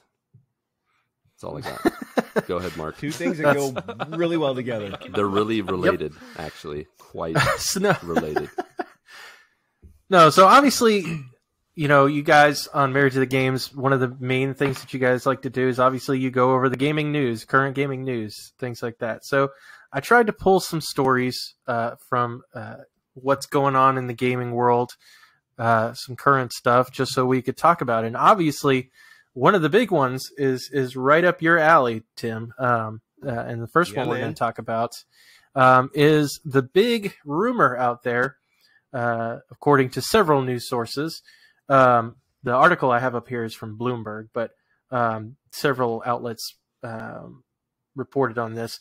So basically, it kind of got leaked out by sources in the industry that Ubisoft is preparing to make a fully online multiplayer service Assassin's Creed game that will essentially evolve over time. Whereas, previous Assassin's Creed games, they stick to one particular time period and really focus in on this. the code name that is out there for Assassin's Creed. This particular game is called Assassin's Creed Infinity. And that's like the third. Yeah, this is like the third or fourth game that I've heard of lately that has like infinite or infinity of some kind. Right. So apparently that's a big buzzword right now. But yeah, Infinity will contain, according to the article, multiple settings with room to expand to others in the months and years following its debut, said the people who asked not to be identified discussing a project under development. So yeah, they are going for an online service for Assassin's Creed. So, Tim, I will open up the floor to you. What do you think about this idea? What do you think Ubisoft can pull this one off? I think it's Assassin's Creed GTA Online version is what they're really going for. They're trying to they're trying to do what Rockstar's been doing for a while. I am not. I'm trying to wrap my head around the multiplayer part of it. Is it going to be like how Unity was, where is there like co-op missions? Is there like how is this going to happen in the Assassin's Creed world? Because typically and this is why I've always loved the Assassin's Creeds. It's solo campaign, and you're out and you go and you do your missions and your side missions. And now we have an online component, and now we have a multiplayer component. So I'm assuming that you're with other assassins, which would then bring back memories of Unity, which was my least favorite Assassin's Creed game, because I think they threw too much at you all at the same time. Yeah. I'm not opposed to it. I just like my Assassin's Creed games the way they are. And they pride themselves on the historical side of things, on the research that they do. How are they going to do this in a faster environment like online is, and especially like multiplayer is? How are they going to create these different realms? And so if I want to go there and go to this era, I can go there and then play with my friends there, or go here. It's definitely not something that's going to happen overnight. I would certainly try it. I'm not hugely thrilled about it. I'm also, I think I can leave it at that. I'm not, we'll see. It's one of those, we'll see. Let's see what they do. Let's see what direction they're going. All at the same time, they're not coming out with another game this year. They made that announcement at E3. And so they're going to continue with what Valhalla's doing. So we have this really long Assassin's Creed lull here. So if you've already played Valhalla, you're going to be twiddling your thumbs with any Assassin's Creed for a while. Is that supposed to fill that void? I don't think they're there yet. So it's just kind of, oh, hey, maybe in a couple years we'll have this put together for you. Infinity. Sure. So I don't know. I'm skeptical, but I mean they can certainly pull it off. I'm just curious to see how. Yeah, I feel like the name Infinity is like a double entendre, and it's like we have infinite possibilities, and our deadline is infinite, so we don't really have to finish anytime soon. Yep. You're welcome. Yep. Yeah, I mean, I'm not strapping in anytime soon and like got my seatbelt ready and we're going to go full throttle. This is going to be a slow burn. Yeah. I think so. I have concerns, basically. Just because,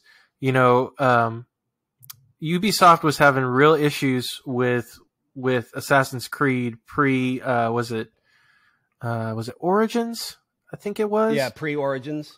Yep. Yeah, where they were like really just digging into a hole there with their projects. The Assassin's Creed games were not going well. Obviously, Unity was a big problem.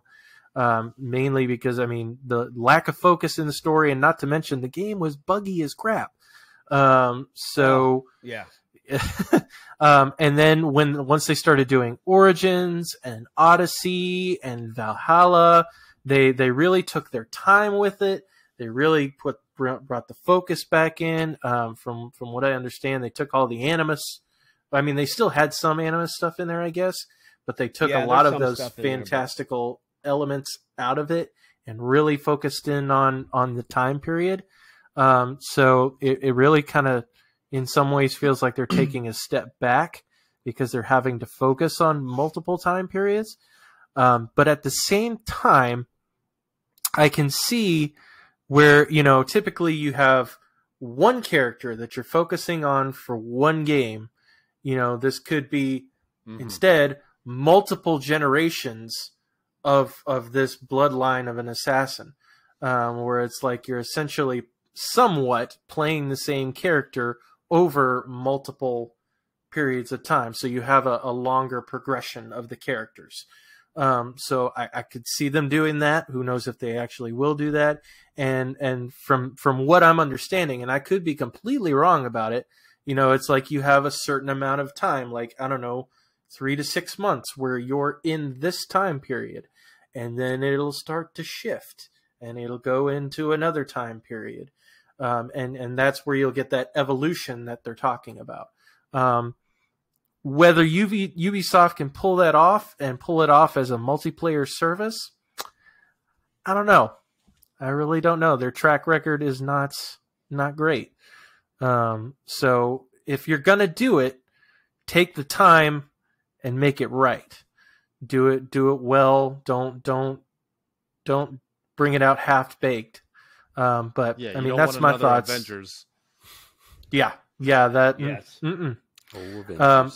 You guys, Pat, Ronnie, do you guys have and Lucas, any other thoughts? Thank you. Yeah, one of the big things with live service games in, like with Assassin's Creed, they're coming out with a new game every couple years, and it's very focused. This is a time period that it's going to be, and this is the story.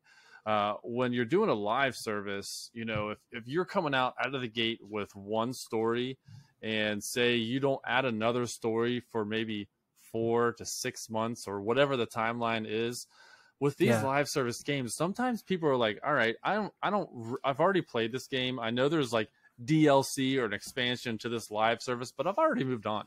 Only a few games really have done it really well in Destiny and Grand Theft Auto. And I mean, maybe a little bit of Apex, because that is a whole nother genre.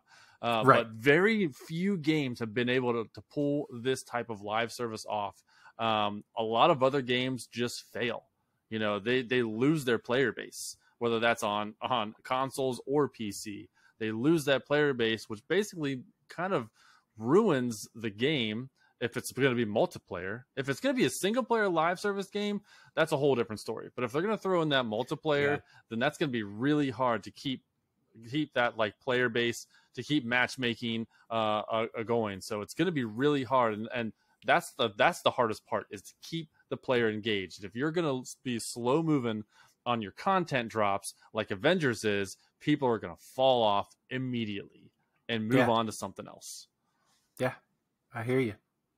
I've just never been a big fan of these games. Honestly, I've tried in the past these like online multiplayers, and just a couple examples. I tried GTA Online. Like, I love GTA, and I tried it online, and I just you don't know, you get killed by somebody who's been playing the game for 80 hours and has all the gear like immediately. Like, you're just trying to drive to a mission, and they're just gunning you down. There's nothing you can do. Like the same thing happened in was it Red Dead Redemption? Red Dead Redemption Online, yeah. Mm-hmm. And then the most recent one, I think, was that I can't even remember what it's called. It's like a pirate game, like a cartoon pirate game. Oh, Sea of Thieves. Oh, Sea of Thieves. Yeah, Sea of Thieves. Yeah, I was raining down cannons within the first 30 minutes of being in that game. I was like, "Yep, I quit." Yeah, griefers. Yeah, that would absolutely. I'm right there with you, Ronnie. That would drive me insane, and that's why, honestly, like, even with my first multiplayer experience was Destiny back in the day, and it was great because I had a couple people with me to kind of guide me through it. But if I were to go in, I would like. I'm that same way. Forgive me. I can't stand Warzone because it's the exact same thing for me. I go in there. A buddy was like, "Hey, come on, try it. I know you're not a huge COD person, but try it. You gotta. I go in there. I'm like killed within the first 10 seconds. I'm like, I gotta go. I'm out. I can't deal with it. Yeah. What's the use in playing if it's not fun? There is zero use, and yeah, especially with something like that. So, finish your thoughts. Sorry, I did have one question for all of you when we're done. That's honestly that's just pretty much it. I like to get in like when you're getting killed by somebody before you can even figure the game out. Like it doesn't matter how good the game is. Like I'm still getting off of it. Yeah. So it's all about the the execution of this, for lack of a better word. If they can continue to drop new content on a fast rate, I think it's going to keep people in, because I think they're going to be able to do that, because a lot of with Assassin's Creed, they have like a 3-year turnaround because they use different developers or different studios that kind of help move that along. Sure. And if they're all going to be in the same engine and the same type of game and same assets and things like that, I think they would be able to churn out more content at a faster rate, to where it doesn't seem like it's a whole new game. They don't have to do a whole new engine or build it from the ground up. They just use whatever's being already developed. I think they would be able to do that. But only time will tell if they're going to be able to do that. Now, can you guys clarify for me, because I didn't catch this news. I only saw like the headlines and what you guys have said today. But is this replacing the biannual Assassin's Creed stories, or is this an on top of additional game? It's yet to be determined. Do not know that yet. Okay. Yeah, they haven't said yet, and I hope that they still do their biannual, because then that would really fall off for me.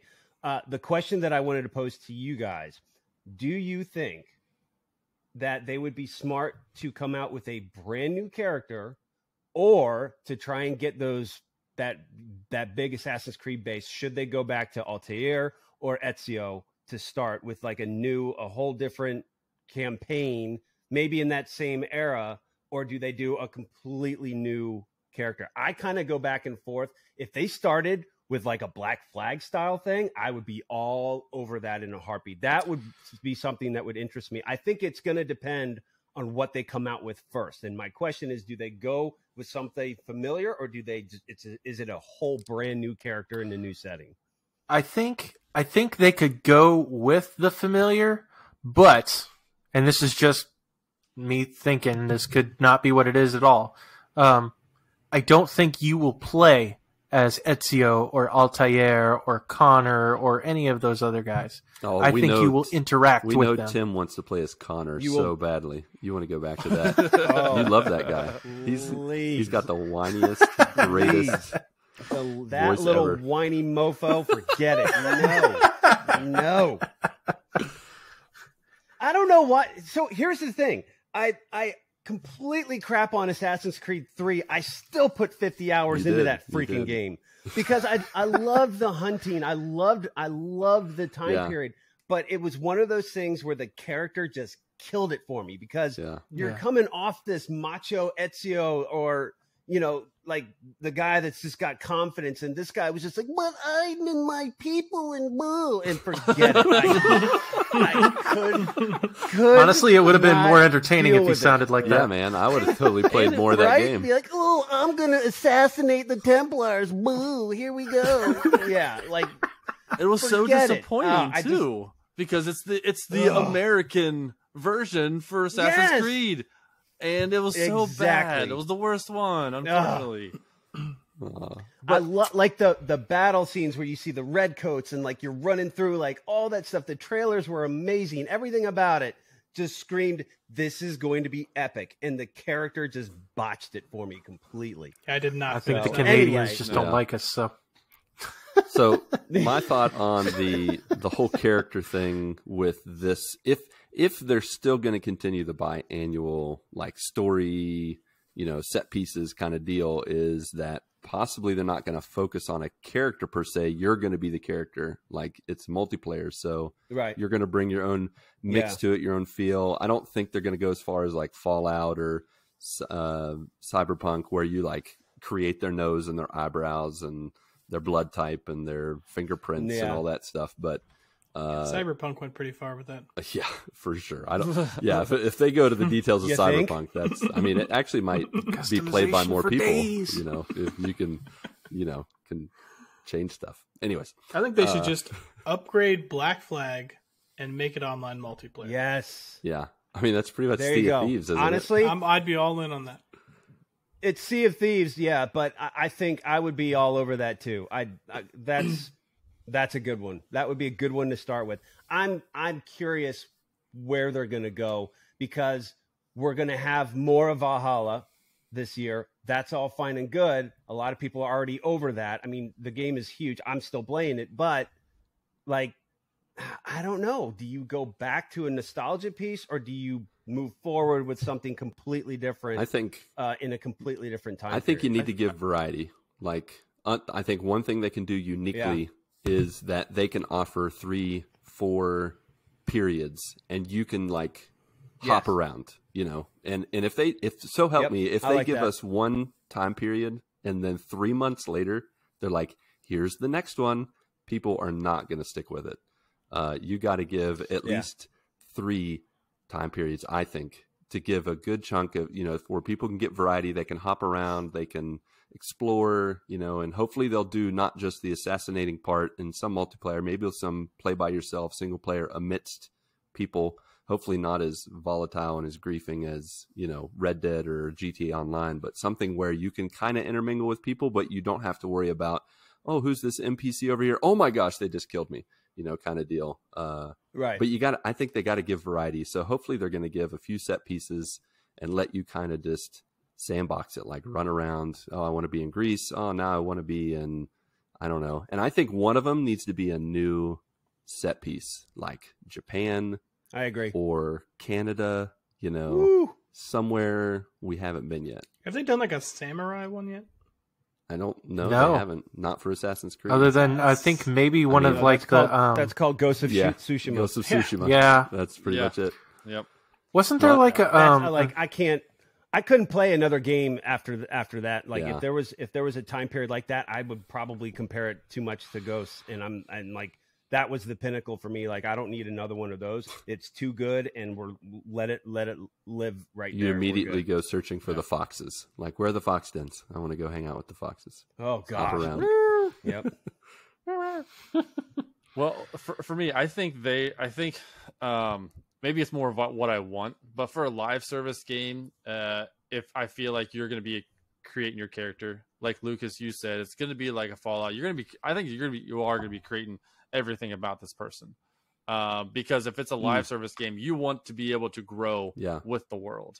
I don't want them to give me a character like 500 Altairs running around them for years. If this is going to be a whole like several years, decade worth of a game, I don't want to be stuck with the same person. I want it to be me or whoever I created.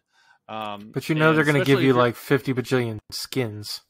Yeah, I mean, like that. It's right. If it's going to be multiplayer, you're going to have to be able to distinguish who's who. If you're not going to have the same person, and like what you said, Mark, since in my eyes, if I'm going to be creating a person, then I won't be playing as Altair. I won't be playing as SEO. However, I feel like they are going to create worlds where you're going to be going into those time periods where you're going to interact with the SEO, where you're interact with Altair and yeah, Connor.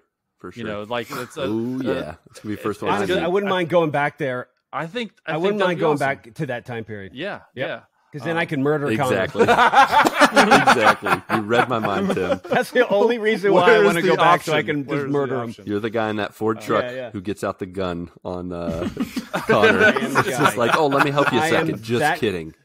Yeah. Connor is the Audi. I am the truck. Let's go.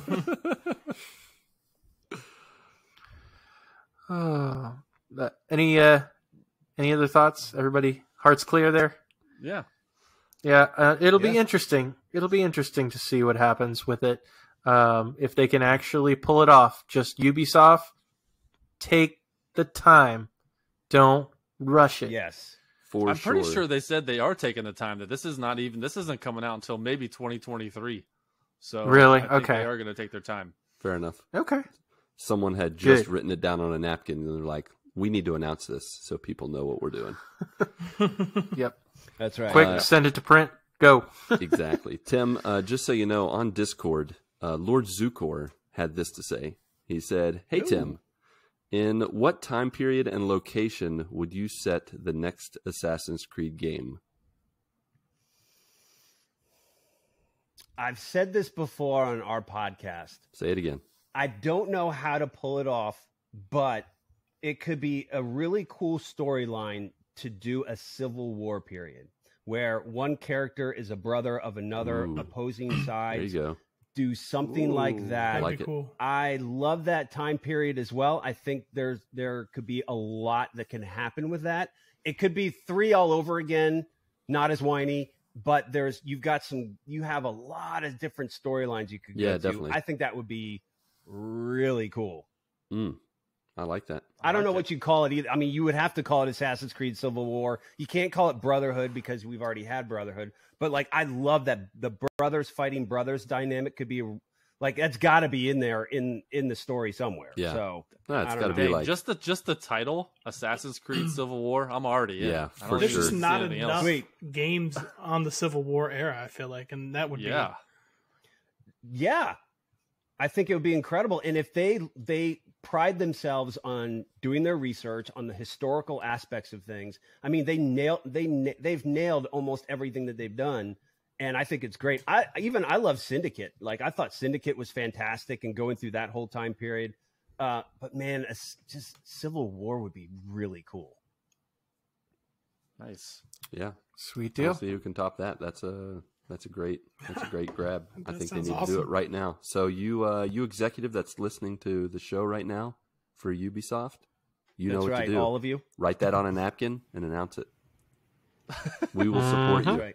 Just leave it at the bar somewhere. I'll just Exactly. it'll be fine. Exactly. Just put credit Tim Rauter for the. Honestly, we should probably get some royalties or something. I agree. I'm with Ronnie. That's what I'm saying.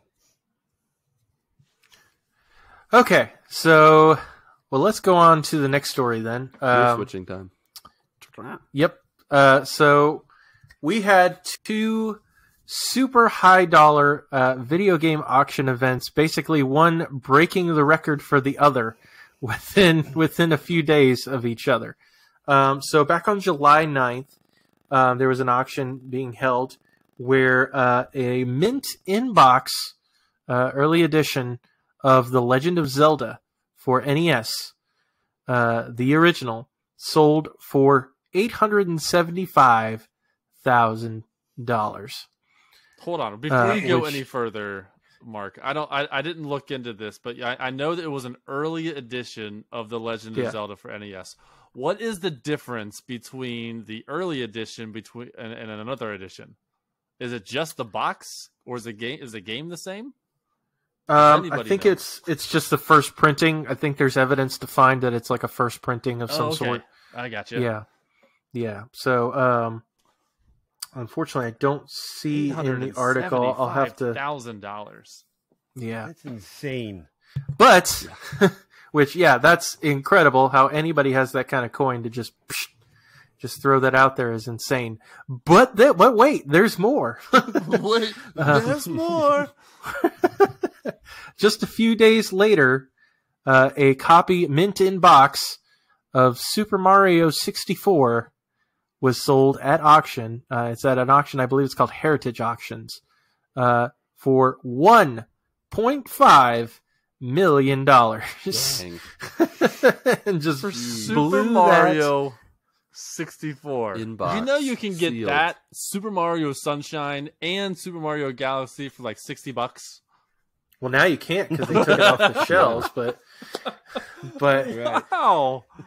But still, like, don't get me wrong, I love Super Mario 64. That was the first Nintendo 64 game I ever had. I absolutely love that game. I would not pay $1.5 million Nuts. for that game. I mean, was it handcrafted by like blind nuns in Japan? Like, with Would that the increase blessing the value? of I don't know. Sounds like it could. I mean, it sounds pretty unique. How many video games do you know that are handcrafted by blind nuns? Honestly, I can't even think of one now that you put me on the spot. One, Exactly. two, See, $1.5 million. Like, what? I don't understand how this works. I think it's fake. So you could have like, a really awesome mansion or one video. It was yeah, exactly sealed. You can't even play it. The second you play it, it becomes Then it's over. a normal worthless. Yeah, like it's this. devalued. What do you do with the game? What do you do with You it? look at it. You smell it. You look at it. I don't What, think- just take a. Can't even smell it, I don't think, or it'll lower in value because you'll take away. You its go try. to a living room with track lighting and museum roping. And Exactly. It's, That's you got to get the rope if you buy it. I feel like. I mean, if I Yeah, basically it's. Oh, go if I ahead. buy a rock off of Patrick for $1 million, does that I don't know. Like, does that make it special? Like, I swindled you. Yeah, I think Well, yeah. that means you got ripped off. like to Patrick, it does. right, but like I just don't get it. Like, someone holds up this game. There's got to be more than one sealed copy of this game. Like, what about the guy that paid like I don't know $10,000 for a sealed copy? So this has of Mario never been 64? opened ever. How does this work? No. And it was graded. Obviously, there's an organization that grades these based on the condition that it's Right. in. And so the grade that they gave it was a 9.8, A+++. Right, 98%. Okay. So the box, I would assume, has to even be like in great condition. Yeah, like it must be. It has to be Pristine. like. Yeah, it has to be like in the Mario. shrink wrap. Yeah, and smell like Mario. You know, there's It has probably to make like music. a bunch of those just in somebody's box in a basement somewhere that just never even got open. Yep. No, they'll never Gotta know. be. If I found that, I wouldn't be like, I wonder how much this is worth. I'd be like, well, it's probably worth about $50. It's like I'll ET give you $50 with. for it. Yep. Yeah. It's like all those copies of ET that they found in that landfill in New Mexico. In the landfill. Somebody has them like That's right. stored somewhere in the middle of nowhere, but Like, did like, Miyamoto, oh yeah, that's sure that's worth 1.5 million now. did Miyamoto bless this? Like, did he sweat on it? Like, lick it? I don't know. Like, sign it? Did he sweat Like, on I don't get it. Like, No, I don't, Miyamoto I like the sweat actually idea. from point A to point B, he started and programmed the entire thing With just in blind one nuns. sitting, Yeah, and then with blind yes. nuns. They programmed it together. They're like, we don't know how to code. We're blind nuns. He's like, oh, you'll get it. Just give it time. I'll teach you. I'll teach you. Teach you the ways. But Imagine yeah, having it's- that kind of money just laying around. You're like, you know I was what? going to I'm say, just it's gonna- the disposable income for me. Like, who's got 1.5 to kill on a freaking video game that you're never going to open? And if you do, you have to go and then put it in. So it's like, I want to know what else that guy has. yeah, He has to I'm have sure that awesome guy has stuff. other things in his That's collection. Yeah, He probably Absolutely. also bought The Legend of Zelda. He just wanted to break the record. Probably. a lot of people are saying that it's the auction itself that's kind of overhyping this, and it's like generating this fake buzz, and that's why the prices are so high, which is certainly a possibility. That's kind of what auctions especially- do, And really. that's smart, Yeah, to be honest. yeah. Yeah, that's smart. Especially like with the pandemic pandemic still kind of going on in a lot of places around the world. People are bored. People want to, invest something and like, hey, Boy, check what do this you- out. What do you want to do? I want to buy Mario Kart 64. Super Mario 64. How much? 1.5 million. Nah, okay. Why not? Make Let me it just happen. go find that in my couch. Yeah. Let me do that. Let me write a check here. Uh, Yeah, well, I mean, like, Goodness. do you put that on your mantle, or do you put it in like a flame retardant, like a lockbox, Covered and with put laser it away beams. in a safe Yeah. underground? Like, I don't like. Where do you put that so it keeps its condition? Is that person going to sell it like 5 years from now, 10 years from now, 20 years from now? For 1.6 Is million. this an investment? I don't know. who knows? I don't understand it. But the point is that money could have gone to a lot better things. And Such as. there was another. What's that? Such as transition. Yeah, there was another portion of the gaming world that was putting their money to much better use. We've talked a little bit, or I've talked a little bit about it on the podcast before. There's an organization called Games Done Quick, and they basically their whole thing is speedrunning video games. There are entire groups dedicated, their whole communities of people speedrunning particular games and helping each other learn how to, figure out glitches and what's the word I'm looking for? Basically learning how to beat the game as fast as possible and manipulating. There we go. That's the word. Manipulating the game to find, secret areas where you can skip whole segments of the game and just beat the game as quickly as possible. They keep score of like the world record times and things like that. And this organization called Games Done Quick, they bring all these people together, and several times a year, it's actually like 3 times a year, they will have a long stretch marathon where they have, the best of the best of speedrunners come on and speedrun all sorts of different games, and they do it for charity. Games Done Quick, I think the last few Games Done Quicks, they've been supporting an organization called Doctors Without Borders. Mm-hmm. And these guys, basically, they go wherever the aid is needed and they provide medical support. So that's where the Without Borders, because it's wherever it is around the world, wherever it needs aid, they will go and they will help out. They will provide medical aid for people. So this past week, they had the Summer Games Done Quick, which raised $2.8 million within the span of a week. That goes directly to Doctors Without Borders. Yeah, eat that Super Mario 64. Yeah, you got nothing on Super Marios right there. Yep, that's right. So, I mean, obviously, you guys know I love watching this stuff. I'll talk a little bit about highlights of Games Done Quick in a little bit, but I mean, thoughts on this? What do you guys think about this? I think it's awesome. I mean, like, just they're just playing games. I mean, this is kind of like Extra Life, but this is just like on speed. Yeah. I mean, they're just like, hey, we're gonna beat all the games, chug a Red really Bull quickly. Yeah, I think it's really cool, and it's like, and the way they do these things, and just like you said, manipulate the game, break it to, like, I think one of them was like Super Mario 64. Speaking of that, like, there's a way where you can jump in the lobby of the castle, and all of a sudden you're at the end boss, like, real quick, like within seconds. That's just like amazing to me, how people can figure the glitches out. It's like amazing. That. Really cool. Yeah, and the best part is, like, people dog on games all the time. They like talk, oh, it's a waste of time, and it's a kid's thing, and all that kind of stuff. Like, what's the point? But these are people who are doing what they love, doing it together with lots of other people, and doing it for a great cause. Yeah. And that is not a waste of time. Right. So, nope. I mean, like, the highlights, Patrick, you touched on it. So this guy did, obviously, if you're familiar with Super Mario 64, there's kind of 2 ways you can beat Super Mario 64. There's a minimum of 70 stars that you have to collect in order to even be able to approach the final boss, the final Bowser. But you're technically not 100%ing the game until you've gotten all 120 stars.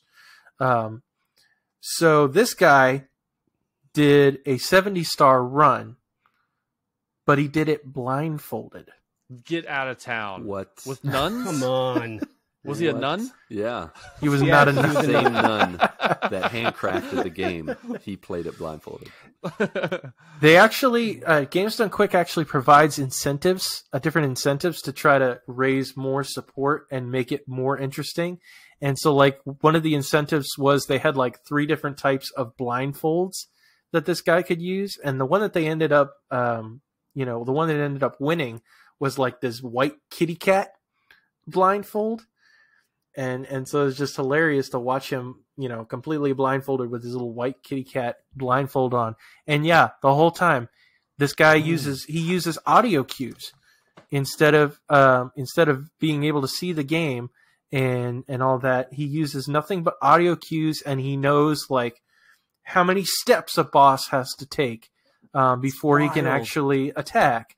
That's insane. One punch hitting the wall, he knows the exact amount of distance that will cause you to move, so that he can jump to a certain platform. Yeah, he's like the Daredevil of Mario 64. It's insane. And he actually achieved a personal best record for himself. He did it 70 stars blindfolded in 1 hour and 49 minutes. I don't think I would be able to find a single star in 1 hour and 49 minutes blindfolded. In my lifetime. That's insane. And this is the same guy that what you were talking about, Patrick, where, there's a glitch in the main sort of lobby of the castle, where if you go to a certain wall and you maneuver yourself in a certain way, and you have to hit a certain amount of buttons fast enough to where it generates momentum to the point where it glitches you through a wall that you're not supposed to get to until you at least have like 8 stars. And even then, once you get through the door, you can't get all the way up the stairs. It's just like an endless staircase until you get a certain amount of stars. He did it first try, 39 seconds, just bam. He was right there. Wow. And even he was blown away, because typically that doesn't happen. You have to do it multiple times to even get there. But he did it first try. They were like expecting him to take like 5-10 minutes to get there. And it's like, oh, well, we're done. 39 seconds. I think it doesn't take like 45 seconds to boot up the game. Yeah. There you go. That's awesome. But I mean, that was one of the biggest highlights. They have their typical guys that, like, they're always there for speed runs. Like there's one guy that I know that always does Mario 3 speed runs. His name is Mitch Flower Power. He's there literally every GDQ.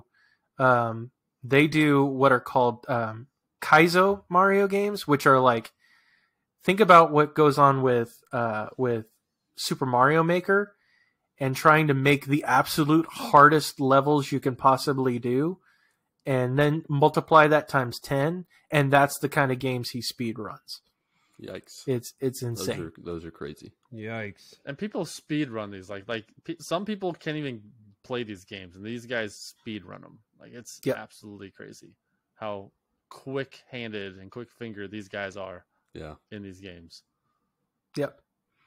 So I'll post around, on our Twitter page and in the Discord some of these videos, some of the highlights. But I mean, and that's not even, the 2.8 million is not even the highest they've been able to get in terms of support. I think the highest was like 3.3 or 3.4 or something like that.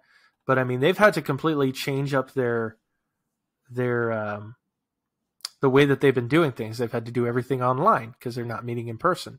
So they've had to completely change up everything with that, and they're still gaining a lot of support and doing it for a great cause. So hats off. It's amazing. For sure. To Games Done Quick. Yep. Yeah. Yep. All right. Well, I'm out. I'm out on stories.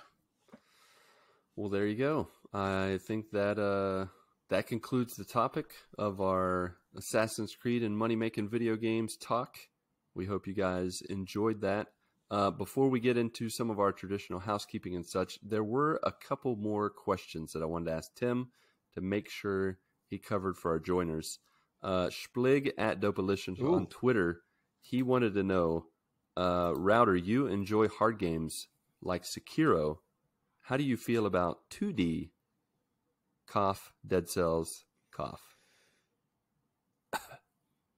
Dead Cells. I'm not a big.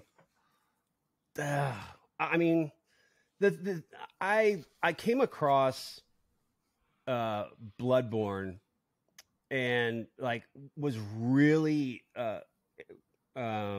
anxious about it and intimidated by those games because I've always heard that they were super hard, and From Software always has really hard games. I really enjoyed Bloodborne, and then the next step was I said, screw it, let's do Sekiro. That I don't know. I don't know how I feel about 2D, and I've never played Dead Cells, and I don't know. I don't know how I feel about it yet. I'd probably just have to get in there and just kind of see how I think I would do with it and just kind of go from there. The funny thing is I really don't feel like I would be very good at hard games at all. And so like, I'm kind of your run of the mill gamer. I keep everything on normal. You know, I don't try and go for the uber hard stuff. I just, for some reason, just during that period, I gravitated to Bloodborne for a little while and then Sekiro. And Sekiro, I had a lot of help though.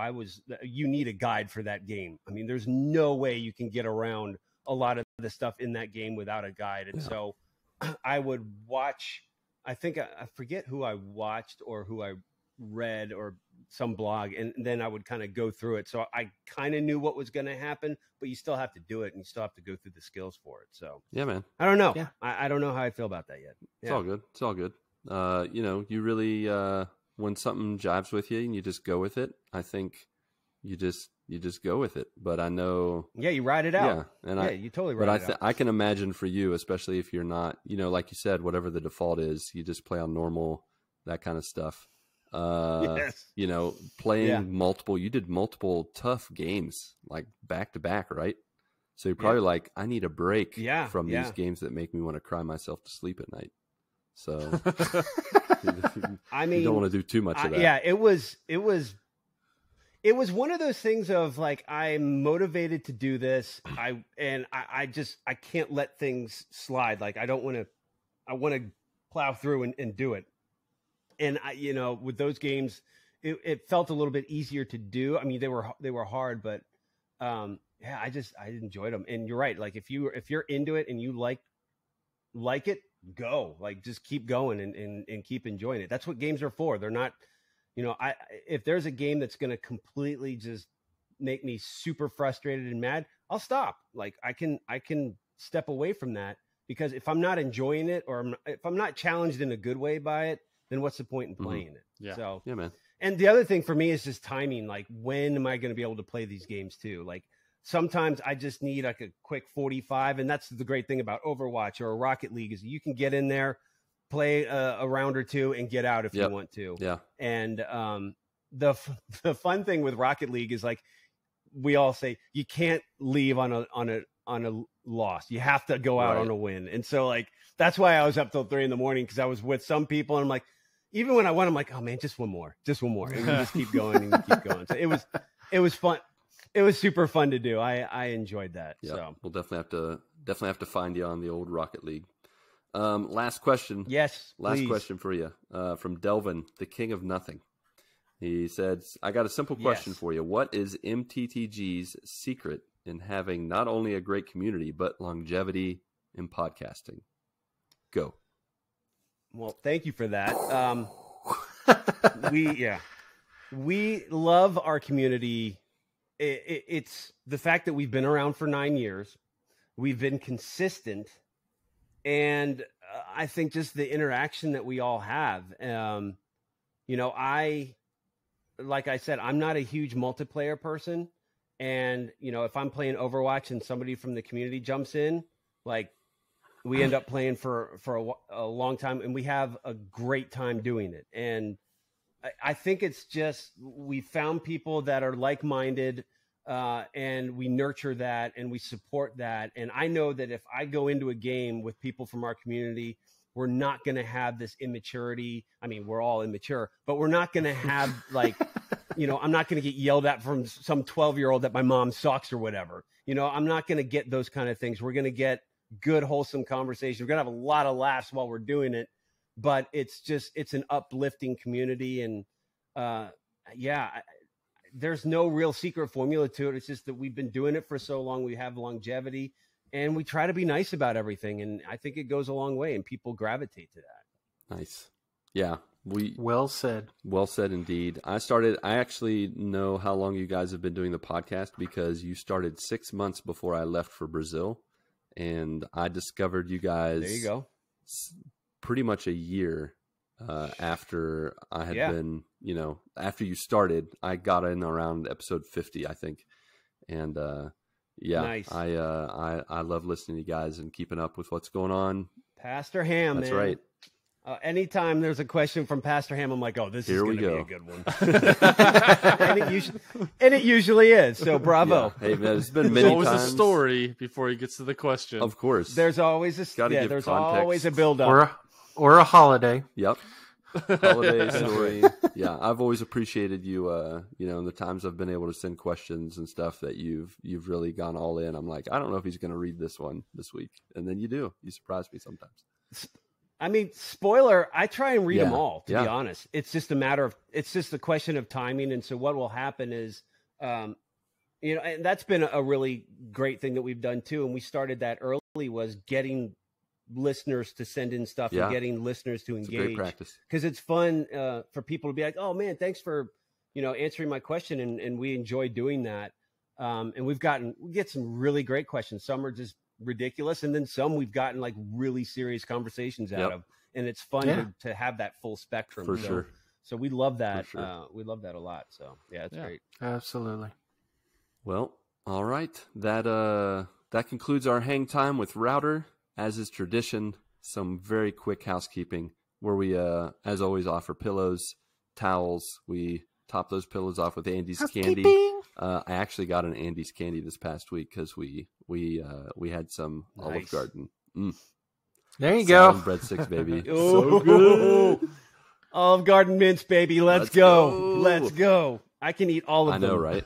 I can eat all of them. For sure. So our GMG stream team is finding their stride once again. Sunday to Saturday, you can find one of us, either Marc on Saturdays. He is on Tuesday. You said tomorrow, right? Yeah, because I didn't stream on Saturday. I'll stream tomorrow because I have tomorrow off. There you go. So he'll be streaming tomorrow, which you may or may not get this in time and be listening. Oh, good joiner you. But otherwise, find him on Saturdays. And then Chris and myself, you can find us pre or post sunrise most mornings, playing a game for trophies, a platinum, whatever. It's a variety of different things. Chris actually this morning got the platinum for Final Fantasy VII Remake. So congrats to Chris. There you go. Kerwin. That's awesome. Yeah. Wow. He actually should have gotten it yesterday, but he didn't give any materia or anything to one of his characters, and they showed up in his final party in the game, and he couldn't get anywhere, and he only had like 20 minutes left before he had to quit. So but I was thankful. I told him, I was honest. I was like, well, I don't normally watch anything or do any screen stuff on Sunday. So when I got to see it today, it was nice to be a part of that. So nice. On stream. That's awesome. But yeah, you can find us on twitch.tv and then whatever our names are. It's in the show notes on Twitter and all that. If you really want to hang out with us, you'll find it. I believe in you. Also, Twitter and Discord, you can find us there. You can also find Tim Rauter and the MTTG crew on Twitter at MTTGcast. I'll just go ahead and say it because I haven't memorized from just interacting with you guys. So, yeah. Yeah. Also, you can rate, review us on Apple Podcasts, Podchaser, and Stitcher. Help new joiners find us and hang out with us. And then finally, you can let your voice be heard by giving us a call at 929-GMG-GUYS anytime. Ask a question, give a comment, do an impression, share a limerick, whatever you want to do. And speaking of what should be heard, Marc, what do you want to share with us today, my friend, in the realm of movies? Oh, I got some stuff. Yeah. And now we proudly present to you, our faithful joiners, This Week in Movie History, a GMG production. Yeah, so this week in movie history, we've had several good ones.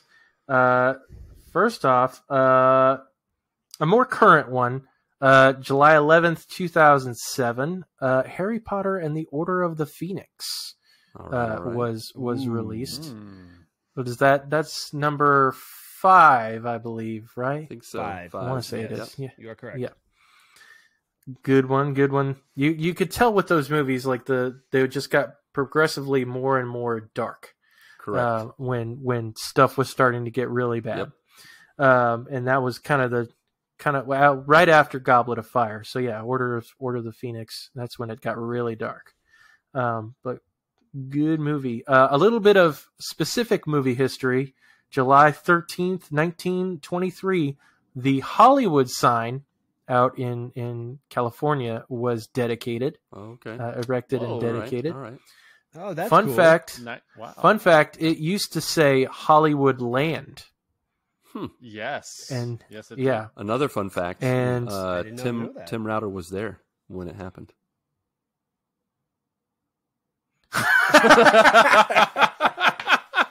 I was waiting for somebody to show up. Yep. Had to happen. Love you, Tim. Had to happen. I remember it being very hot that day. It was a little dusty. Yes, you are correct. Oh, that Great had a Depression. little sweat on the brow that day. Yeah. A little sweat on the brow. But yeah. See? Look at you. But, Lucas using this opportunity just to lash out at somebody that's actually older than him. He's always I the know, guy. I'm finally not the old man. Finally. That's right. But yeah, the last That's four hilarious. letters were kind of dropped during a renovation in 1949, and That's then a it's been Hollywood good ever call. since. Yeah. Yeah. July 14th, 1969, the movie Easy Rider. Ooh. You guys know that movie? It's the movie that used Born to be Wild Okay. in it. Yeah, who was There's in a- that movie? Jack Nicholson and Dennis Hopper Ooh, nice. were both in that. It was one of their very early films. And here's a good one everybody can love. July 15th, 1988, Die Hard. Yeah. Oh, No. Best Christmas Wow. movie. sure is. I was just going to say that. Best Christmas movie. Yep. And happy birthday this week to Patrick Stewart, Sir Patrick Stewart. Ooh. Same week, in fact, I think it was actually same day, Harrison Ford and Forrest Whitaker. So happy birthday to y'all All this right. week. And Nice. that is it for this week in movie history. All right. Nice. All right. Well, speaking of movies, we, of course, are wrapping up soon our nominations and latest additions for the GMG MAFT 100 list, our top movies by at least the opinions of the four hosts of the Good Morning Guys podcast. So let's go ahead and start with Ronnie because he has a few to share. What do you want to throw out there, buddy? I am going to pass. You can't do that. Not allowed. It would be better if I actually have one ready next week or You four. have- You mean you have have four four ready next week? Next week. It's going to be better for everybody if we do this. All right. All right. Okay. All right. You're gonna pass. give it to You you. just go ahead and give us all four next week. All right. Just got to find a 4-movie series. Lethal Weapon 1, Four. Lethal Weapon 2. No, he's already given Lethal 3, Weapon. Lethal Weapon I've 4. already hit the lethal weapons up. Okay. Dang. Die Hard 1, Die Hard 2, Die Hard 3. I think you should give one to Tim Rauter. Yeah, you can definitely pick Just take one of my Ronnie's. movies here. Yeah. All right, let's hear it, Tim. Give us the best movie. Well, all right. Let me throw this one out. Has the movie Seven been mentioned? Nope, No. There you go. Nope. it is not. What's in the box? What? So, I love those kind of movies. Lauren, my wife, hates those kind of movies. That movie stuck with me for a long time because it was gritty. Yes, the twists were fantastic in it. It was dark, very well acted, and that movie sticks with me. And if it's ever on, I will watch it and I will stop whatever I'm doing and I will watch it. Yeah. Fantastic movie. Nice. Good pick. It's one of those Good movies call. that captivates you real quick. It really does. Yeah. in a way that you're like, ooh, or oh, but like the twists were insane. And so it was great. Nice. All right. Nice. Patrick, what do you got? I'm going to go with the old dodgeball. Ooh. If you can dodge a wrench. You can dodge a wrench. You can dodge a ball. Nice. What is it? Dip, duck, dive. I can't remember the other ones. He says dodge twice. Yeah, that's right. That seems right. Yeah, that's a good one, Patrick. Well done. Dodge, dip, duck, dive, and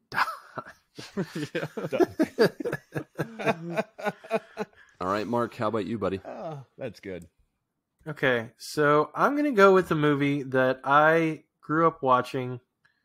Has a lot of themes that I don't necessarily agree with. I consider it very much a fiction movie, but I'm going to go with it anyway. This was a precursor to this actor getting his role in one of my absolute favorite movies. This is basically what got him the role.